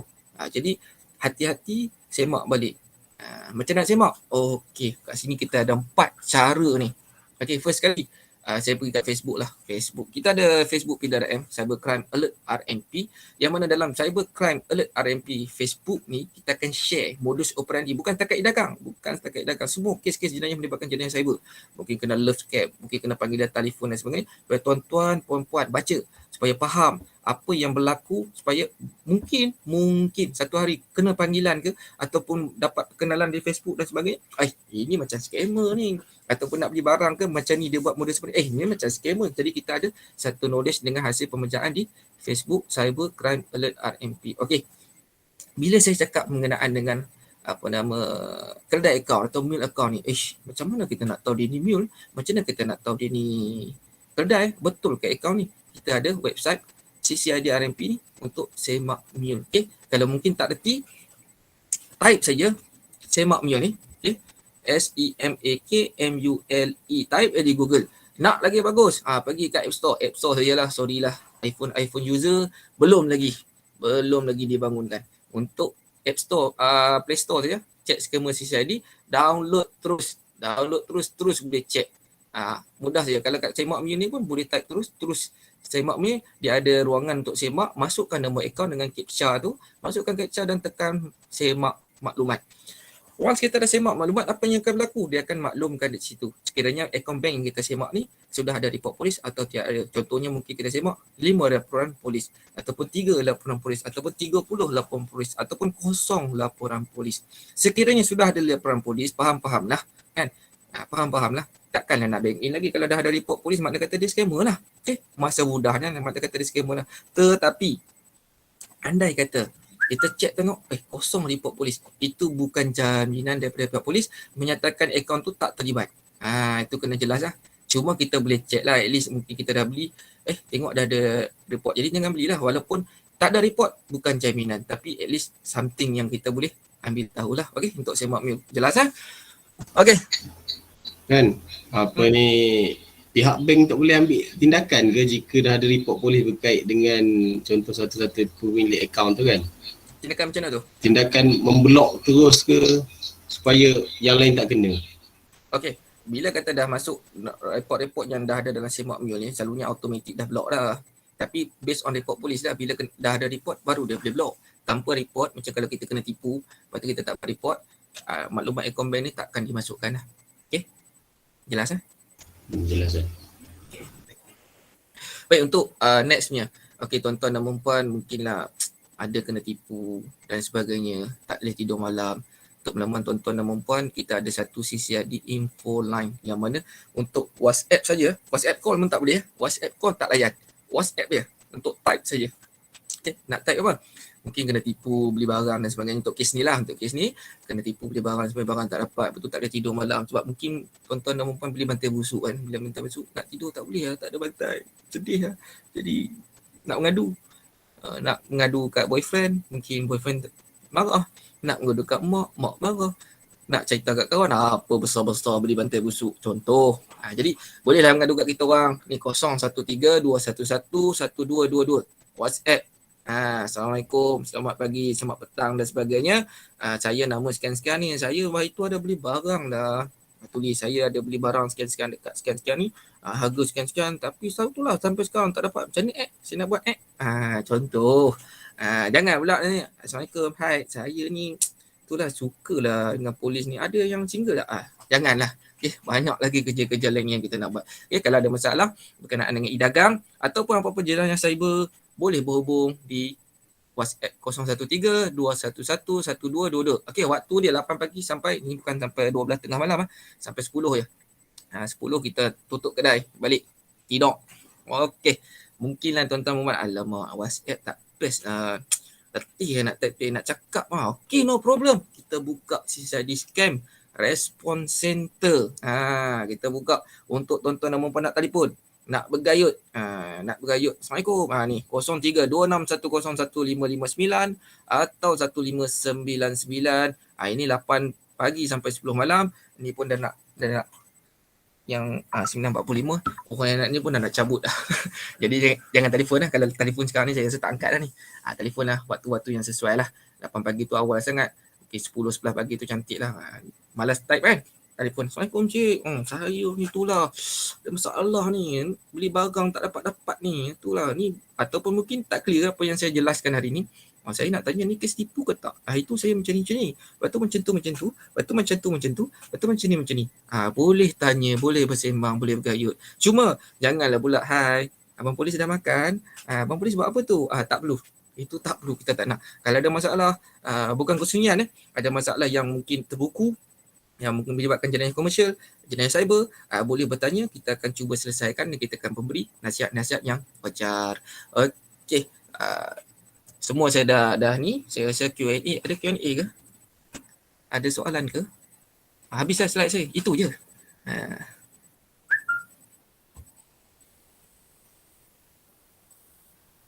Tanya sikit kan. Kalau yang contoh katalah, kalau disabit kesalahan, dia selalu apa tindakan dia? Tindakan? Contoh dapat tangkap scammer tu apa semua, dia selalu tindakan tu apa selalu kita ambil terhadap dia orang scammer ni lah? Tindakan polis terhadap ni lah scammer. Kita tak pukul, tu satu. Satu, kita tak pukul. Komersial, sebab sepanjang saya duduk komersial, saya lebih kurang hampir 10 tahun lah dalam komersial, yang mana memang kekerasan komersial tak akan gunakan langsung. Kita akan guna lebih pada sudut psikologi, dan keterangan-keterangan yang kita gunakan lebih pada keterangan dokumen, yang mana keterangan dokumen ni melibatkan penyata akaun, transaksi panggilan telefon, iklan-iklan yang ada dipaparkan di platform-platform, itu kita gunakan sebagai alabai ataupun bukti-bukti bagi melakukan pertuduhan. Dan dari segi tindakan yang diambil kepada orang kena tangkap ataupun penjenayah tadi, bergantung kepada pihak mahkamah. Cuma bahagian polis hanya menjalankan siasatan, menimbulkan bukti-bukti yang sepatutnya ada. Contoh, kalau kata ada akaun bank, kita akan buktikanlah akaun bank ni milik siapa. Contoh, kita tangkap, contohlah Ahmad, tangkap Ahmad Jumaat, contoh. Okey, kita tangkap dia. Lepas tu kata akaun bank ni dia punya. Betul, kita cek contohnya, contoh CIMB. Kita tengok CIMB, nama tu didaftarkan atas orang yang kita tangkap, betul, ngam. Dan berlaku transaksi pada tarikh yang kononnya mangsa bank in, katakan hari ini pukul 9 malam. Dan dalam transaksi akaun bank tu ada. Okey, ngam. Cuma hukuman akan dijatuhkan oleh pihak mahkamah setelah pembicaraan berlaku dengan keterangan yang cukup. Macam contoh saya cakap tadi, dia tengok, betul lah, memang bank in ke akaun bank dia. Habis kau buat apa duit tu? Saya tak tahu, tapi akaun bank dia. Jadi salah lah sebab duit dah dimasuk dan tak ada. Dan kemungkinan ada juga mule yang kau ni saya lupa cakap tadi, menjadi pengantara, yang mana dia mungkin dia tak tahu duit tu duit apa, tapi dia tahu duit masuk dan dia akan tinggalkan sejumlah duit dalam akaun dia untuk digunakan diri sendiri, tapi duit yang lebih tu akan dihantar kepada bank lain yang diarahkan oleh sindiket. Dia jadi perantara. Dia akan makan komisen ataupun dia tak makan komisen tapi dia tetap menjadi perantara. Ada setengah, itu dua perantara makan komisen, tak makan komisen. Yang paling teruk adalah tak tahu langsung. Itu yang masalah. Jadi berbalik pada tindakan yang diambil tu bergantung pihak mahkamah. Hukuman, kalau macam contoh, kalau Seksyen 420 umumnya minimum 1 tahun penjara sehingga 10 tahun kalau tak salah saya, dengan diboleh dikenakan sebatan sehingga 10 kali. Dan benda tu ataulah penjara wajib, mana kata nak tak nak kena section 420 wajib satu tahun dalam penjara, tetapi untuk sebatan tu bergantung pada budi bicara mahkamah. Mungkin biasanya lah yang saya biasa dengar 1 tahun 1 sebat. Itu standard lah. Okey. Harap jawab. Terima kasih. Terima kasih Tuan. Tuan, saya ada soalan Tuan. Ya. Okey, contoh Tuan kata tadi berkenaan keldai account kan. Macam keldai dadah lah. Okey, anda kata kalau dalam satu kes, kita ada kawan. Okey, kawan ni dia nak pakai nombor akaun kita lah. Contohnya macam dia kata akaun saya kena block ke ataupun ada masalah problem akaun lah. And then dia nak pinjam akaun kita untuk buat transaksi lah, tapi bukan menggunakan duit kita. Maknanya dia nak masukkan duit dalam akaun kita. Lepas tu dia masukkan dalam akaun kita, okey dia ambil dah duit tu. And then lepas tu next time ada masuk lagi duit. So apakah tindakan kita, sama ada kita nak berhubung balik dengan kawan tu ataupun kita nak biarkannya atau nak gunakan ke ataupun laporan ke macam mana ke. Sedangkan kita dah beranggapan yang mungkin ni ada something lah untuk dalam tu. Okey. Ambil apa ni contoh yang mudah lah. Kita ada motor. Sayang motor kan. Pakai suku kan. Contoh mahal tu. 12,000 lebih kan. Kawan nak pinjam. Nak bagi tak? Rasa nak bagi tak? Rasa tak bagi lah kot. Kalau bagi pun tengok lah. Sama lah nilai dengan account bank.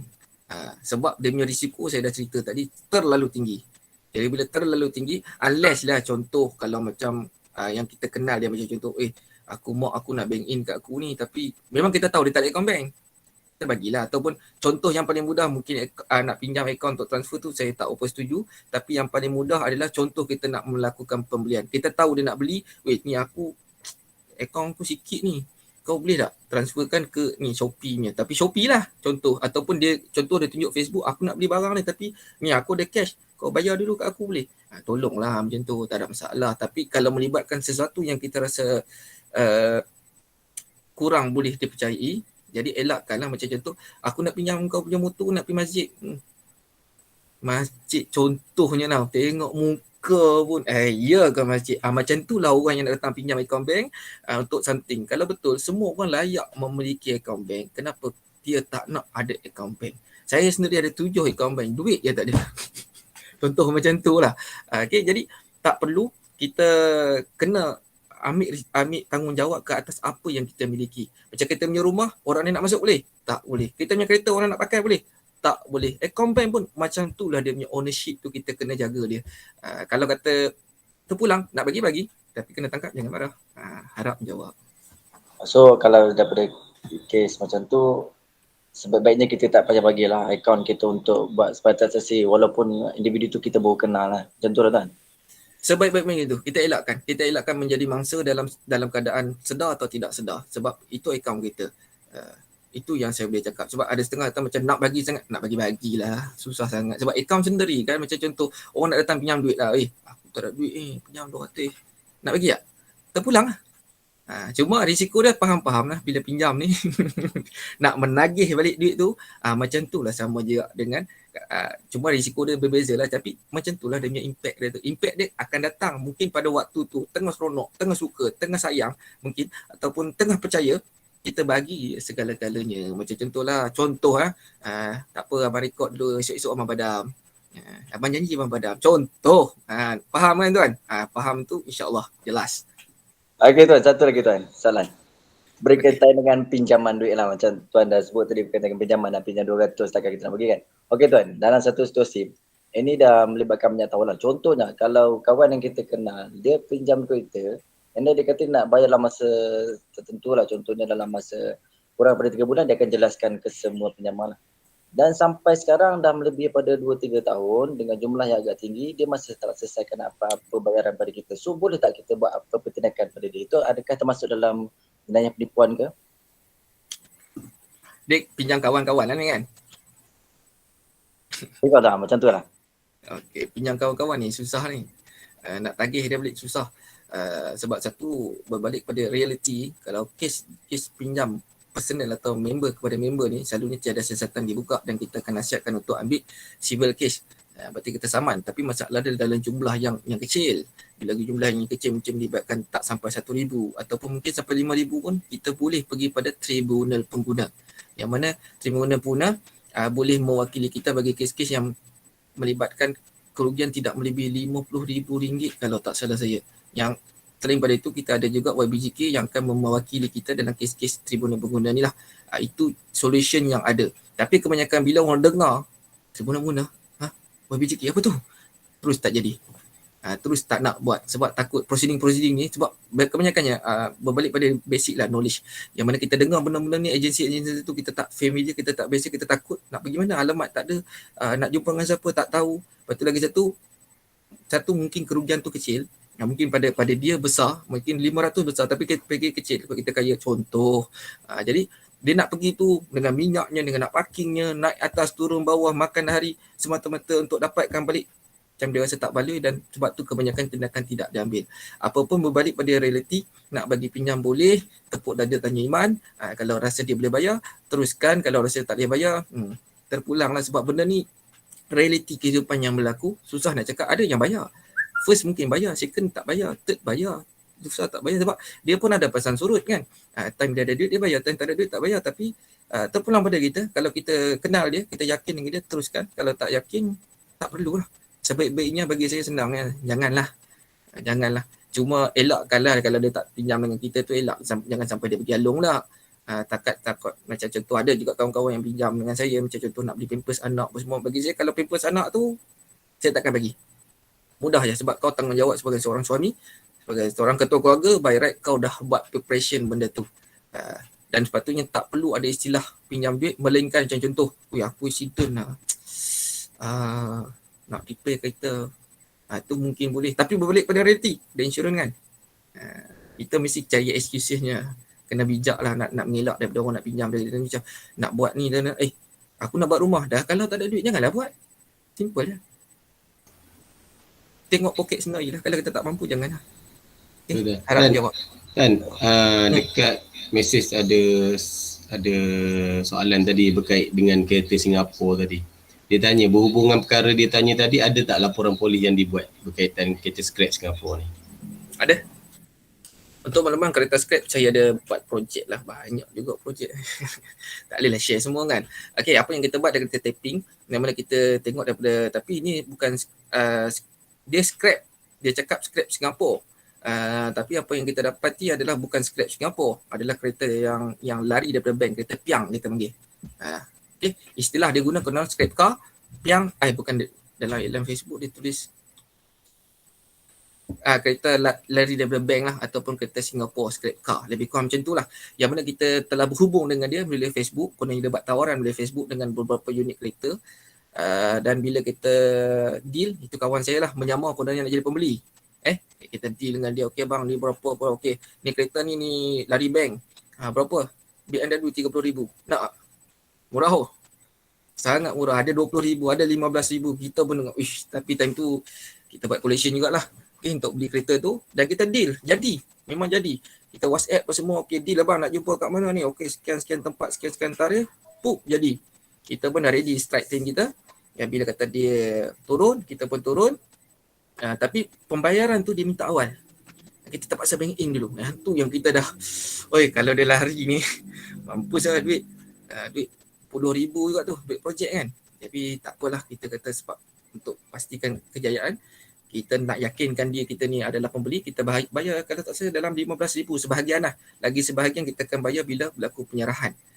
Bila kita serah je, dia datang tu, dia serah je, terus tangkap, bawa balik, grill. Lebih kurang dalam, ada, saya tak, kalau tak salah saya ada seluruh Malaysia dalam 8 orang. Dan apa yang sedikit ni buat adalah kereta tu adalah kereta yang lari daripada bank.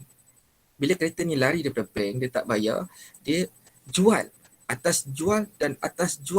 Apa yang sedikit ni buat adalah bila kita beli, automatik geng-geng tarik kereta yang lain akan sampai. Bang, ni ada surat bank, kereta ni tak bayar. Melopong kita. Sebab tu kita dapat dapat ramai lah. Tim lain dah ready, tim tarik kereta lain ready, sampai kata nak tarik, dengan kau sekali aku tarik. Beres. Yang jadi viral pasal PPIM itu tu kan. Ada. Tu PPIM saya tak ambil PPIM tu, apa yang berlaku kalau tak salah saya adalah dia tarik kereta yang mana dia tak bayar. Tapi berbalik pada realiti adalah tanggungjawab kita untuk selesaikan kenderaan. Okey, berbalik ni saya nak share satu lah. Berbalik pada isu kereta nak tarik ni. Saya yakin kita ni zaman-zaman PKP ni kan terdesak sikit, jadi mungkin kereta tak lepas, kadang motor tak lepas, kadang diri sendiri pun tak lepas kan. Tu biasalah. Untuk elakkan orang nak tarik kereta. Ada ayat ni saya nak bagi ni. Bukan macam tu, tak. Kena faham undang-undang. Kenderaan yang hendak ditarik tidak boleh berada dalam kompaun. Mana kata kenderaan yang hendak ditarik ni di tempat umum atau awam. Macam contoh kita letak parking dekat Taman Tasik contohnya. Boleh. Tapi kalau kenderaan tu dalam keadaan kawasan berpagar, contohnya rumah kita landed house, teres dan sebagainya, ada pagar, dia tak boleh masuk. Satu. Kedua, mungkin kita duduk kondo, apartmen dan sebagainya, ada security dan sebagainya, ada guard post, dia tak boleh ambil. Itu kena faham. Dia boleh ambil di tempat-tempat awam sahaja. Jadi jangan jadi tak bijak, jangan jadi tak pandai. Orang minta, kita pun nak bergaduh depan tu tak guna. Kalau kata kita dalam kompang kita, kalau you berani masuk. Kita dah ada kita punya rights, kita ada kita punya hak. Itu kena tahu lah. Bukan kita nak bertengkar dengan dia. Bukan kita nak tunjuk kita pandai. Kita pun jelah kalau dah tarik tu, nak settle balik tu, dah lah. Mungkin 6 bulan tak settle, 6 bulan dah mungkin dekat 6,000 kereta. Settle lagi untuk dia punya tarik, towing apa semua tu lagi, cost lagi tu tambahan dekat 1,000 lebih mungkin. Saya pun tak tahulah sebab tak pernah kena tarik kan, sebab saya tak ada kereta. Dah sharing je lah. Okey Tan, dekat ni apa Balkis Basri tanya. Sebagai mangsa perempuan, setelah suspek disahkan bersalah, adakah kita dapat wang balik? Saya dah cakap tadi kan, siasatan polis bukan untuk mendapatkan duit atau ganti rugi atau kerugian yang telah berlaku. Siasatan polis adalah menjerumus pada kesalahan jenayah yang berlaku. Itu. Tapi hukuman ditentukan oleh pihak mahkamah. Okay, jadi duit ni akan diambil alih oleh perbendaharaan dan dimasukkan kepada kerajaan Malaysia. Sekiranya kita ingin membuat tuntutan, kita boleh melaporkan kepada Tribunal Pengguna ataupun KPDN HCP sebagai hak kita sebagai pembeli dikhianati atau ditipu. Itu saluran untuk mendapatkan duit. Tetapi kebanyakan kes-kes jenayah komersial yang melibatkan e-dagang confirm dia adalah satu sindiket dan satu penipuan. Sebab itu KPDN HCP atau Tribunal Pengguna tidak dapat menjalankan siasatan kerana apa? Akaun yang digunakan adalah mule account. Telefon yang digunakan pun mule ataupun suspicious yang tidak diketahui. Jadi bila kita pergi macam contoh pada awalnya kalau mungkin kita ada kawan kerja bank dan sebagainya, kita buat semakan nama contoh Ahmad Jumat marah kat aku. Contoh nama Sipulan bin Sipulan lah. Okay? Sipulan bin Sipulan ni kita pun trace dia nama. Saya bukan saya punya, saya tak guna pun akaun bank tu, dah lama dah, kad hilang dah, tak tahu dah. Jadi bila jadi macam tu, kita pun pergi pada polis tolonglah. Polis memang takkan berusaha untuk mendapatkan duit. Polis hanya mencari penyelesaian kepada kes jenayah tersebut dengan memastikan penjenayah atau pemilik akaun tadi ditangkap dan dituduh. Itu sahaja kerja kita orang, tak lebih daripada tu. Untuk dapat duit bukan. Kalau boleh dapat duit dah lama saya suruh buat orang-orang saya kenal, bini saya lah, siapa-siapalah buatlah report. Kata ni dah bank in sekian-sekian, kaya macam tu ya. Polis takkan, macam saya ambil contoh mudah tadi lah, ingat kes kereta accident kan? Ingat kereta accident kan? Accident, polis bagi saman. Kena ingat tu, polis bagi saman, bukan polis okay cik, berapa? Nah ambil 1,000 cik, ni repair, cik, nah 2,000 lah. No.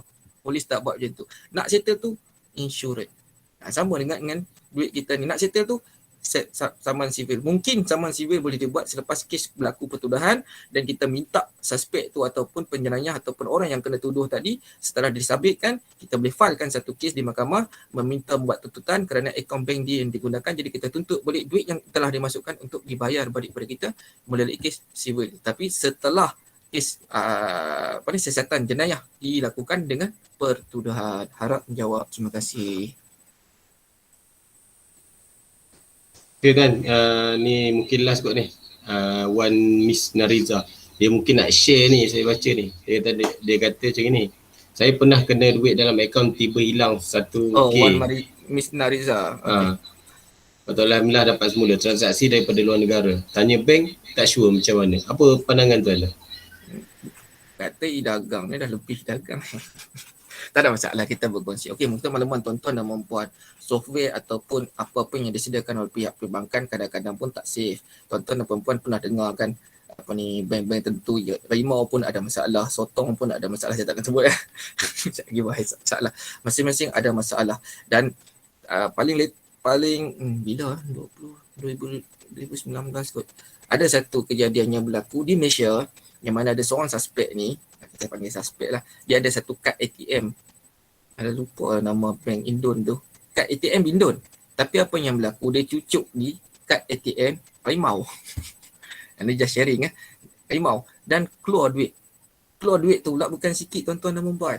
Biasa kita keluar maksimum RM5,000 kan. Dia keluar RM10,000. Sekali cucuk. Betapa teruknya sistem yang ada pada perbankan. Jadi tak jadi masalah. Macam contoh yang kita punya sahabat ni kita dapat balik. Betul, sebab kita ada PIDM. Jangan risau. Duit yang ada dalam tu, selagi kita tak buat keluar, kita ada insurans. Sebab tu kita dapat balik. Cuma inilah dunia hari ini. Sebab tu ada sistem godam, ada sistem hijack dan sebagainya yang pelbagai yang kita kadang-kadang tak masuk akal macam mana dibuat, tapi teknologi. Jadi susah nak cakap dengan saya pun bukan orang IT, saya bukan orang teknikal, tapi sekadar basicnya adalah kita berhati-hatilah. Cuma kalau macam ni, alhamdulillah dapat, sebab memang bukan kita buat transaksi tapi tiba-tiba hilang dan tak dapat balik, jaranglah berlaku. Selalunya akan bank akan bantulah sebab kita tidak ada transaksi yang dibuat. Cuma hati-hatilah, macam contoh terutama sekali kalau suatu ketika dulu zaman kad kredit clone kan, itu hati-hatilah. Dan paling penting adalah kad kita, kad ATM kita ada 3 digit belakang lah. Jangan sesekali kongsi. Sebab tu macam saya cakap langkah pencegahan tadi, jangan tinggalkan maklumat perbankan. Macam contoh kita dah tinggalkan nombor akaun bank ataupun nombor kad kredit ataupun nombor kad ATM, just tunggu ataupun nombor yang 3 digit belakang tu masuk dan tunggu klik untuk bayar je. Elakkanlah. Jadi yang ni satu perkongsian, alhamdulillah dapat balik. Memang akan dapat, jangan risau tuan-tuan dan puan. Kalau kata tiba-tiba duit tak ada kan, buat report je, kita akan rujuk pada bank, bank akan bayar. Cuma yang tak dapat tahu apa? Contohnya mungkin anak saudara ambil, bapa ambil. Macam contoh kebanyakan yang kes yang saya pernah dengar, contohnya makcik ni duduk kat pusat kebajikan, anak saudara datang, ambil konon bawa jalan, ambil kad, cucuk, buat keluar duit, lepas tu hantar balik orang tua tu, duit tu dia buat joli. Itu susah lah. Sebab dia ada bersama pada waktu tu dan memang dilakukan oleh dia dengan CCTV apa semua, itu susah lah. Tapi kalau macam ni memang confirm dapat lah sebab tiba-tiba hilang kan. Okay, harap menjawab. Ada lagi? Okay kan, last. Apa ni, macam tadi soalan apa yang tuan cakap anak saudara ambil tu. Lepas tu mak saudara ni report. Bila mak saudara ni report, anak pun kena tangkap, anak saudara pun kena tangkap. Lepas tu tuduh. Macam mana cara? Yelah dia tak tahu anak saudara dia ambil, dia beranggapan anak dia saudara dia okey. Lepas tu mak saudara dia ni macam mana tak nak bagi anak saudara dia ni kena ni? Ada cara lain tak? Ada cara. Kalau ikut bila kita dah buat report polis tu, siasatan berlangsung atau diteruskan lah. Tapi kalau kita nak pull back atau tarik report anytime boleh, tapi bagi saya jangan amalkan benda macam tu. Sebab satu-satu kes yang dilaporkan kepada pihak polis kita ambil serius. Even mungkin dah ambil masa panjang. Macam kita buat, apa polis ni tak ada kerja. Aku report dekat sebulan tak tangkap-tangkap weh. Tuan-tuan dan perempuan kena faham kekangan siasatan. Apa tu kekangan siasatan? Contohnya kita ada akaun bank tu, nak dapatkan akaun bank tu bukan hari ni cakap besok dapat. Seluruh Malaysia, tuan-tuan dan perempuan tengok berapa ribu tadi? Kes e-dagang saja 5,000. Berarti dah ada 5,000 akaun bank. Itu kalau dia guna satu bank. Kalau dia guna 10 bank bagi satu-satu kejadian, dah berapa puluh ribu kat situ. Itu e-dagang sahaja tuan-tuan dan perempuan. Belum melibatkan telecommunication fraud, belum melibatkan email hijack, belum melibatkan business email compromise dan lain-lain jenayah. Jadi tuan-tuan pun kena faham, bila kita minta permohonan, bank pun pening. Bank pun, aduh tuan, kenapa banyak sangat ni? Hari-hari ribu-ribu nak ngadap. Jadi nak keluarkan balik bank statement dan sebagainya, ambil masa. Bila ambil masa tu, orang akan jadi tak puas hati dan mengatakan polis bertindak lambat. Sama dengan telco, mungkin telefon dia gunakan dan sebagainya. Cuma kalau dah buat report, sebab tu saya cakap boleh nak tarik balik report anytime. Kata macam okey tak apalah, buat anak saudara aku lah yang ambil, kesian pula kat dia nak kena penjara pasal ambil duit aku. Pun dia bayar balik. Kebanyakan yang itulah sebab kejadian komersial ni mudah je. Dia bukan jenayah melibatkan nyawa, melibatkan harta benda yang boleh diganti. Yang kebanyakan yang kes-kes ni pun kadang-kadang dia bila bayar apa ni tak dapat barang, tapi bila berhubung balik, okey I ganti rugi, settle, tutup. Jadi polis ni apa? Polis ni apa? Adakah semata-mata orang tengah tolong tengok, oh kau dapat duit, oh tahniah lah, lepas tu aku dapat apa? Minta maaf cakap lah. Jadi janganlah gunakan polis untuk tujuan-tujuan tersebut. Kalau betul yakin, confident, muktamad nak buat teruskan siasatan, teruskan. Jangan halfway gunakan polis semata-mata untuk dapat duit. Sebab senang saya, apa itu polis? Pasal orang lain susah. Sebab tak ada orang yang datang ke balai polis atau ke balai mana pejabat polis, "Puan, saya dah menang jackpot, jom kita cari belanja makan." No. Yang datang balai polis, yang datang jumpa polis, "Weh, puan tolong." Even saya punya kawan tak pernah kontak, "Busy, aku ni nak tanya sikit lah." Itu biasa sebab polis, pasal orang lain susah. Jadi tuan-tuan dan puan, hargai polis. Jangan gunakan polis ni hanya kepentingan untuk sendiri. Ada masalah bawa cari, tak ada masalah tak cari. Jangan sekali-kali macam tu. Macam kalau dah buat report, proceed 100%. Biar ada orang mensiasatkan sampai kepada pertudahan, jangan halfway lah. Itu nasihat saya. Terima kasih.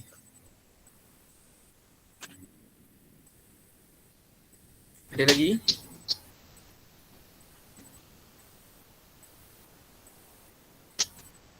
Adakah kes e-dagang atau skamer ada melibatkan akta lain seperti SKMM atau KPN IGP? E-dagang tak ada. Kalau kata jenayah cyber, yes. Jenayah cyber dia luas lagi. E-dagang ni lebih kepada perdayaan atau penipuan semata-mata dan lebih kepada min account. Kecil dia punya skop tu dia tak pergi link sebab e-dagang ni straightforward. Kalau tengok modus operandi dia pun straightforward. Berarti kita beli barang tak dapat ataupun kita jual barang, kita kononnya dia bayar dan kita kena bayar dulu. Lepas tu burn macam tu. Jadi melibatkan dua transaksi ni yang sama ada kita sebagai pembeli atau kita sebagai penjual. Macam saya share tadi pun beberapa modus operandi direct memang tipu. Jadi tak melibatkan lain-lain akta. Okay, harap menjawab. Tuan, boleh tanya soalan tuan? Ya. Apa tu? Boleh tanya soalan tuan? Boleh. Sila. Teruskan.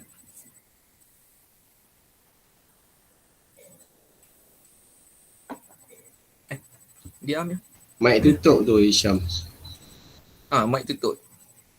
Buka. Okey, tuan. Ya. Kalau individu tu main judi online and then token tak bayar, boleh buat report ke macam ni? Kata e-dagang ni banyak ni. Patut tukar tajuk ni, trend terkini jenayah cyber. Itu just nice. Saya bagi semua sekali. Okey, judi online automatik salah. Judi online automatik salah. Satu kesalahan yang mana senang ya, apa pun yang didaftarkan di negara Malaysia adalah legal. Sesuatu yang tidak didaftarkan di dalam negara adalah illegal. Contoh, saya ambil sikit contoh, kita masuk pelaburan sikit. Pelaburan yang di Malaysia ni yang saya tahu sah hanya ada dua saja. Satu tabung haji, satu lagi ASB. Lain pada tu semua menipu. Semua scam. Cuma yang dapatlah, yang tak dapat nasib lah. Itu saja. Berbalik pada judi online ni, kita berurusan dengan seseorang yang kita tidak ketahui, yang mana dia daftarkan dia punya IP address, dia daftarkan syarikat dan sebagainya semata-mata atas talian dan tidak didaftarkan dengan syarikat, dengan Suruhanjaya Syarikat Malaysia ataupun dengan Bank Negara Malaysia. Jadi bagaimana kita nak trace, bagaimana kita nak memastikan sama ada pihak-pihak yang menjalankan judi online ni adalah syarikat yang berdaftar. Bila tak berdaftar, jadi dia boleh lari anytime. Sebab tu hati-hati. Jangan ambil mudah. Mungkin standard masuk 10, cuci 30, itu biasa tu. Tapi janganlah terpedaya. Lagi satu, kita sebagai seorang, kebanyakan saya yakin kat sini Muslim, tak perlulah. Kalau betul nak main, pergilah belajar benda-benda yang saham. Tak handsome tak apa, janji kaya, boleh je. Banyak lagi peluang-peluang lain yang ada. Tak perlulah kita nak berjudi, sebab berjudi ni bukan satu cara yang sihat atau yang baik untuk mendatangkan hasil. Sebab kita nak progresi kita ni biar yang halal, biar yang elok, supaya kita jadi manusia yang berguna, insya-Allah. Harap menjawab. Terima kasih. Tuan, saya ada satu soalan tuan. Ya. Nak tanya tuan Okey, macam tuan kata tadi, main kutu. Main kutu, lepas tu transaksi yang dia buat melalui akaun bank.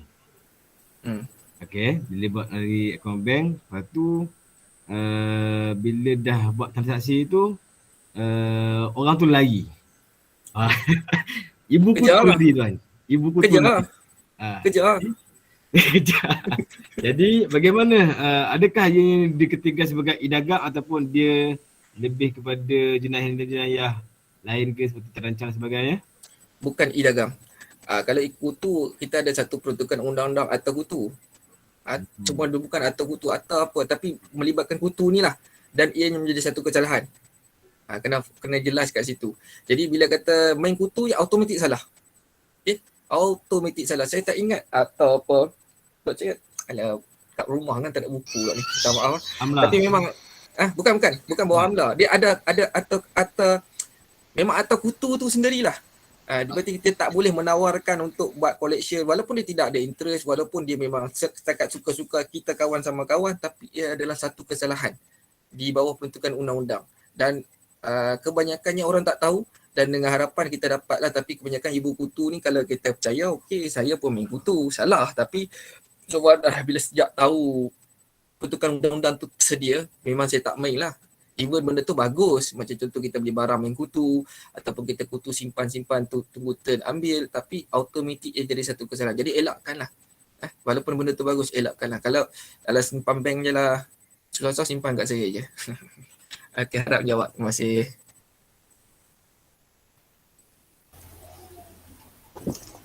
Okay. Harap menjawab semua soalan daripada hadirin hadirat sekalian. Alhamdulillah. Cukup banyak nak tanya tu. Nak tanya tak apa, saya tak ada masalah. Saya ada sepanjang malam. Inilah polis.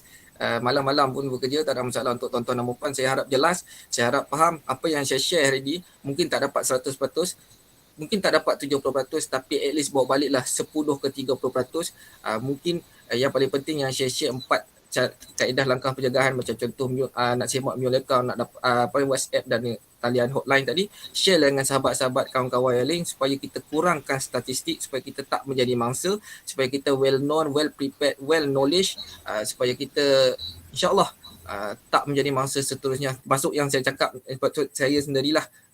Itu saja daripada saya. Saya harap perkongsian ini berguna dan bermanfaat bagi tuan-tuan dan puan, insyaAllah. Terima kasih. Alhamdulillah. Selesai sudah perkongsian dan perbincangan kita pada malam ini. Kita terima kasih kepada panel kita, Tuan Hafiz bin Haji Arifin Hafizi, dan kepada hadirin dan hadirat kerana sudi hadir dalam forum pada hari ini. Semoga kita mendapat manfaat daripada apa yang dikongsikan oleh panel kita. Saya sudahi dengan serangkap pantun. Kalau ada sumur di ladang, boleh saya menumpang mandi. Kalau ada umur yang panjang, boleh kita berjumpa lagi. Sekian, terima kasih. Saya serahkan pada host kita, Saudara Firdaus. Terima kasih. Terima kasih diucapkan kepada Tuan Penang, Inspektor Fizi, dan juga moderator kita yang berusaha Encik Amirul. Terima kasih diucapkan kepada yang berusaha semua, dan juga pengacara lah, kerana sudah berkongsi maklumat dan ilmu yang berguna untuk pengetahuan kita semua berkaitan dengan skema ilegal. Baik, nampaknya masa pun telah menceburu kita. Saya kira selesai sudah program forum berkaitan sedikit penelpon ini. Ucapan tahniah buat semua peserta yang memberi kerjasama dan sanggup tunggu sehingga selesai. Semoga semua hadirin dapat memanfaatkan ilmu yang diperolehi dalam forum ini dan juga dapat berkongsi dengan rakan-rakan yang lain. Okey, ada serakat pantun daripada saya. Pohon gerangan tempat bertemu, girangnya rasa si anak dara. Baliklah Tuan membawa ilmu, binalah bangsa, bangunkan negara. Bunga dedap di atas para, anak dusun pasang pelita. Kalau tersilap tutur berbicara, jemari disusun maaf dipinta. Sekian saja untuk kali ini. Mohon maaf dari kami sekiranya ada terkasar bahasa terlanjur bicara sepanjang mengendalikan majlis tadi. Sesungguhnya yang terbaik itu datang daripada Allah SWT dan kekurangan itu adalah kelemahan daripada kami. Di atas dahan burung tempua, melihat rusa tepi pergi. Salam perpisahan untuk semua. Di lain masa, bersua lagi. Sekian, terima kasih. Assalamualaikum dan salam sejahtera.